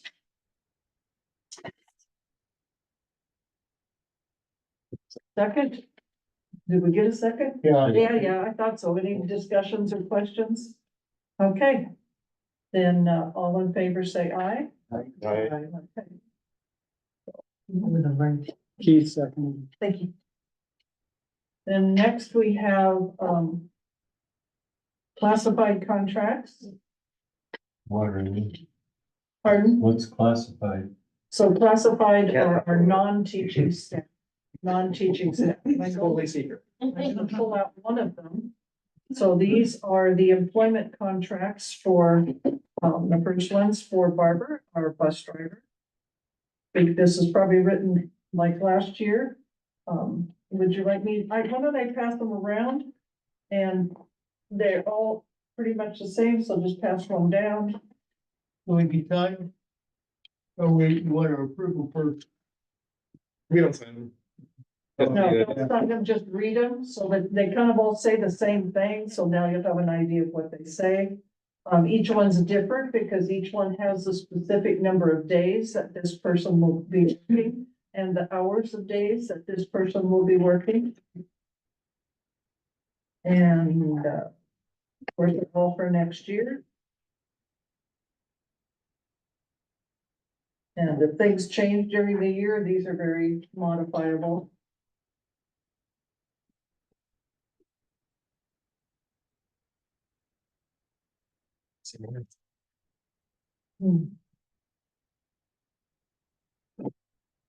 So I need to clarify that these are for, Sandy, Margaret, Jessica, Liz, James, Ryan, No, Rachel. no. No? You're talking about classified Oh, I contracts. missed the wrong list. Well, I need to clarify who it's for because the, one has been taken out. So, because you can't vote on hers, so we'll vote on these and then, all of us can vote on these and then we'll. Now, pair educators or anything? So, Yeah. Right. so Is Robbie, Robbie, Robbie you shouldn't should be be able taken to. out. Well, Robbie, there isn't one prepared for Robbie, but there will be one prepared for her that'll be contingent on passing the new test requirement. She's taken that test before and passed it, but we don't have a copy of it. So there, I have a new one typed up, but we'll present it at the next meeting. Okay. Because Bob hasn't seen what I typed up yet. Okay, so, shall we move to approve the, employment contracts for classified staff other than, Greg, Robbie? Second, I'll second. any further discussion? Everyone in favor say aye. Aye. Okay. Then, with, what's his name over here on my right, is it now, Eric? We'll, take a motion to approve the employment contract for Granite. Make that motion. Okay, second? Okay, we got it. Did we get a motion and a second? Okey dokey. Then let's, any further discussions? All in favor say aye. Aye. Okay, that's now next ESD contract. So, we have, two contracts that have that have been sent to us for our approval. But we have multiple contracts with ESD and I got a list that came from Bob. So that everybody can see what those contracts are. We aren't approving all of these as I'm providing you the list so that we'll advance notice of what might show up. The first one we have for approval tonight is the one for the Flash Alert Program. And that's, the newswire messenger for letting everybody know, too much snow, we're not gonna have school or something. That's about it, Bob. And so that, if you approve that one, the board approves that, then that one can be signed and sent back to ESD. It's a digital signature process. So I have to go pull up the email to sign it. And so the motion should include the chair's ability to sign on behalf of the board via digital signature on this particular contract for the Flash Alert one. And then the other one that is up for approval right now is the communications contract. Excuse me. It's not on the agenda. It's not on the list. Oh, let's see. Flash Alert is School Announcement Network. Down near Okay, the bottom. all right, got it. That's okay. I remember trying to figure that out myself. $8. Yeah, And that's taken out every year already, right? Flash alert's been in place longer than I've been here. These are all contracts we currently have in place until this is for the next school year. Is that correct? I'm sorry, say that again. We're under approval of ESD contracts and we're looking at two specific ESD contracts. They're not on Under action items, C, there. Nope. Yeah. Just the 2024, 25 classified contract. and then yes, these are the, This and E is approval of resolution 23-24. oh. So apparently you got The old one. a whole agenda. Oh, were those printed copies there? Yep. Okay.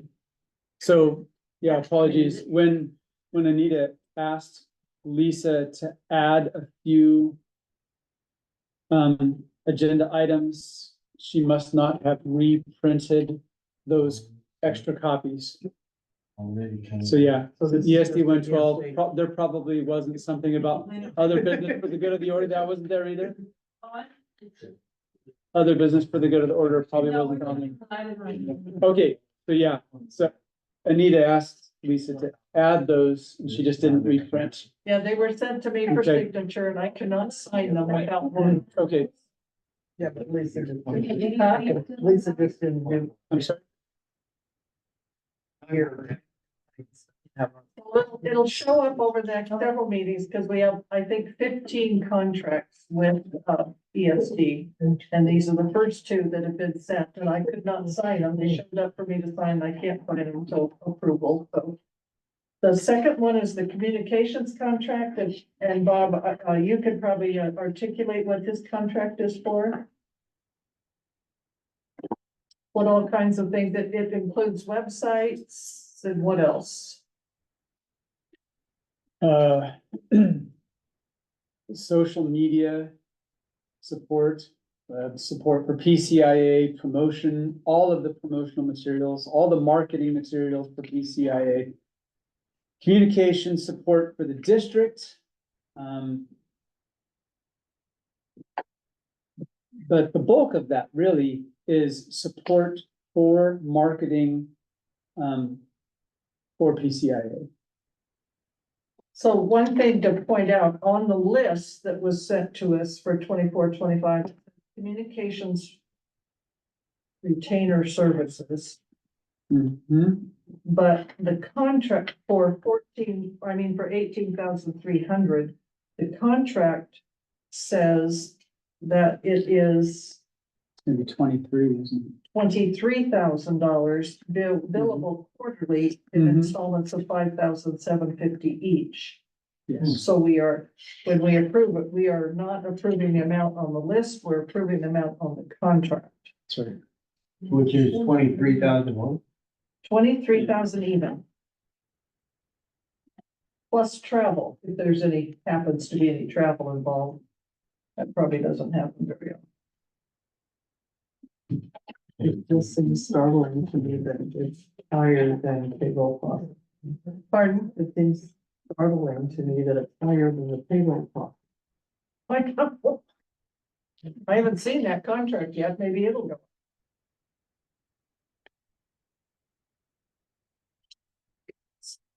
So the key for us then, as we move forward, is to learn, what does this contract, what do we get for this contract? What all do they do beyond the social media? I think Bob, they've been writing press releases, right? And, I right. assume they pretty well will write anything you call them and ask them to write. Hopefully a principal or superintendent principal job description.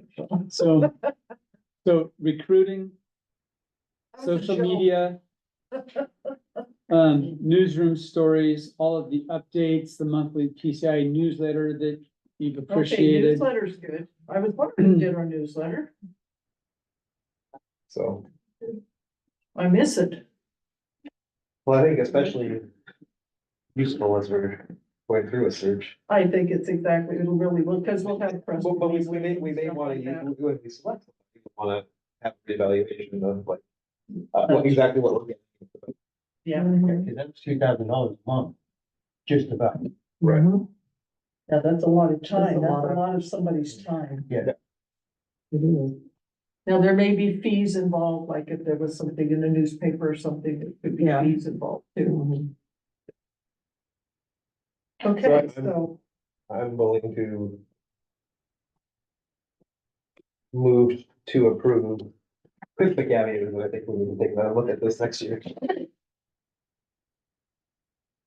so you're moving to approve the communications contract and the flash alert. contract. Yes. Okay, it's been moved that we approve ESD's contract for communications for a total of 23. I'll second Oh, okay, sorry. it. That's it. To approve the communications is 23,000. The flash alert is $380. You probably get a bargain there, sounds like. Any other further questions? We're going to be sure and make a note, make the minutes show that next year we'd like to learn more about these and have our new person assist us in making sure we get good use from them. Okay, all in favor, say aye. Aye. Anyone opposed? Okay, next on the agenda. We took care of policies, right? Or Well, we decided we didn't need a motion on those. Mhm. Move it. Okay. Well, the next thing on the agenda is a resolution. This is, one of the things on Bob's list on the transition. This resolution number 2023-24, 2023/24, resolution number 4. Hereby resolved that Lisa O'Neill, Administrative Assistant for Millay School District, be granted authorized account access and added as an authorized signer for all Millay School District accounts at IQ Credit Union and Umpqua Bank, effective June 24th, 24. Item 2, all previously authorized account access or signatory authority of Bob Rogers, Superintendent for the Millay School District, be removed and in all manner discontinued for all Millay School District accounts at IQ Credit Union and Umpqua Bank, effective June 30th. This is really the best thing to do because we don't know what other name to put. I don't want them lining that. So I think that Lisa has certainly shown the integrity and sensitivity to be able to handle this. Following this, we'll probably see at the next meeting, the approval to put the credit card that's used for, purchases of supplies and Amazon purchases and stuff be put into Lisa's name as well. We have to do this first, right, Bob, before we can do the credit card. Okay, yep. I'll move that we, do what you did, right? Approved resolution 2023. The fourth resolution for this year, is there a second? There's a second. Okay, it's been moved and seconded to accept the resolution for the year 23-24, resolution number 4, as presented. All in favor, say aye. Aye. Okay, I'll pass it down there. This one you do need to sign. As well as I have a whole pile here. after, yes, that's right. We're gonna make sure whether you adjourn the meeting now or sign everything, that all of those can And sign. nobody can leave till everything gets signed. I do want to make sure we get approval of the 2 letters that I passed out at the last meeting. They're just formalized letters. One was to Tracy Miller, the other one was to Mr. Van Duzer. It's required by our CBA. Can't say it. Yeah, that would- You. You can make a leave, I mean.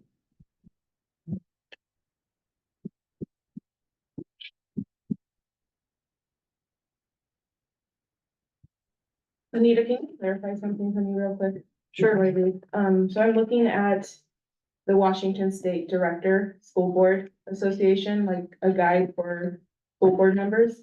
And I just have a question for you, because it says, when announcing the purpose of an executive session, the board member must, making the announcement must provide sufficient information to identify that the purpose falls within one of the statutory authorized reasons for going into an executive session.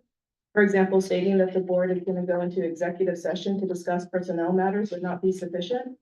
So I'm just wondering, Yeah, so when we do the agenda, that information will be on the agenda as well. okay, So we're not going into executive session tonight. That'll be. Yes, on the- no, I- yeah. On the agenda, yeah. and then my next question, just so I understand clearly, so somebody's coming. You said that somebody is coming to your executive session. It's possible. I don't know for sure. Okay, well, that's what you said. And so if this person is coming to speak, what I would assume with issues or complaints against me, do I have an opportunity to also be in there and hear those things and share? You know, my that's an perspective? excellent question. I will have to research that. I don't know if anybody's gonna be here or not. It's, I have to let the board know what I've heard, so I will have to look at that because that's an excellent question. I would think you might have that option. I don't know. I don't know, because there's no complaint at this point that we're taking action, yeah. Okay. But you can bug me on that, though. I like squeaky wheels to make sure that I address that issue. So what are we approving on these letters? Yeah, Just approving the letter so I can sign it and send it. so you haven't sent it. No, I wouldn't send it without approval first. And I put out copies at the last meeting, so everybody would have advance notice of them. I gave you Yeah, you copies did. back then, yeah. It was just like it was a long time ago, right? Well, Long time has gone by. So this is the thing, are we terminating relationships with Tracy? I don't think we need to, I think we don't need to use her It's a courtesy thing to do, don't you think? to do what? To send her a letter letting you know, isn't that courtesy?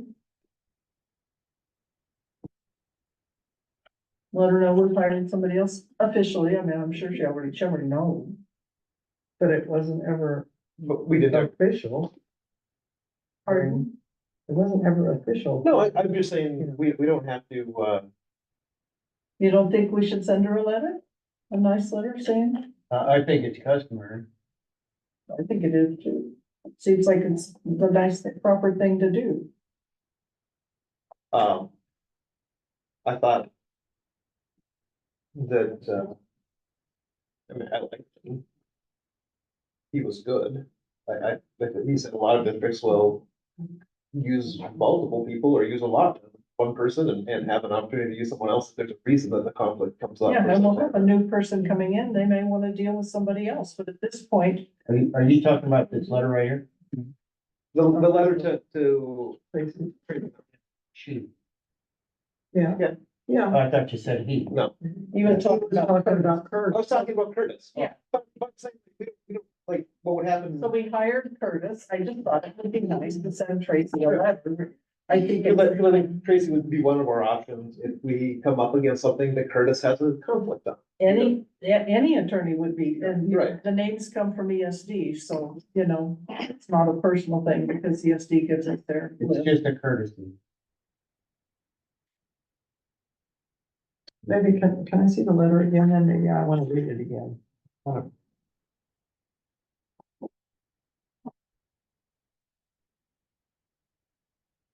So basically, we're dismissing. Because you're saying. the Well, yeah, district we has have another retained- attorney, and so we don't need her. But if you don't like want to Eric- send her a letter, it's fine, it's up to you Like Eric guys, whatever said, you wanna do. we don't, I mean, you know. I just thought it was a courtesy to let her know why we're not hearing from her. Does it thank her for her service to the Yeah, yeah. district? Yeah, I think it, But, You've been But a it's reliable more- and appreciative advisor for superintendent and the district, and we thank you for this. yeah. you know, the thank you is a dismissal. As it reads here.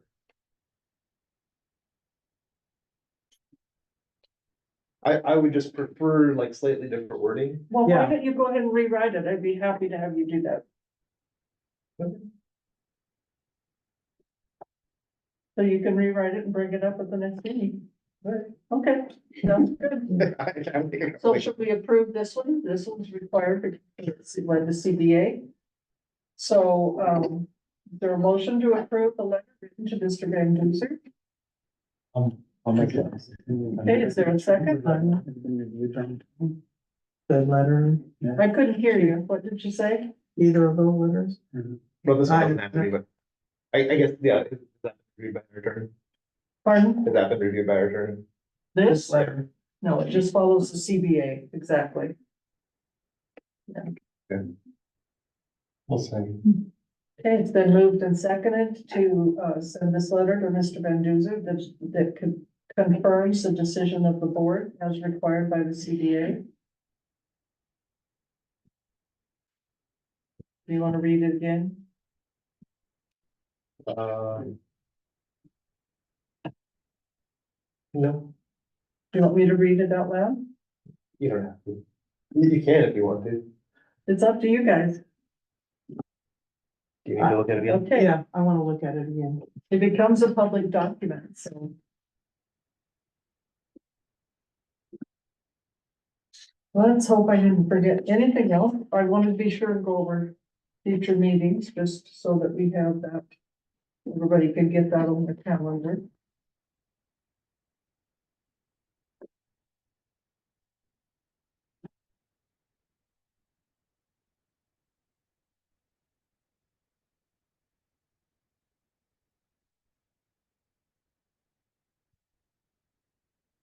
Well, as I said, I regret my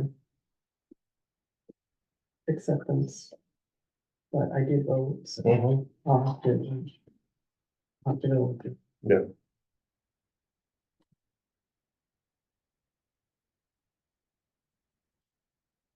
All right. Yeah, well, let's vote on that. Okay, then moved and seconded. All in favor, say aye. Aye. Anyone opposed? All right, thank you. So our next meeting, our future meetings. I'd like to make sure the future meetings are on our agenda, so it just helps us all stay organized. We have a meeting coming up on June 24th. Then just in case, we have July 1st and 8th.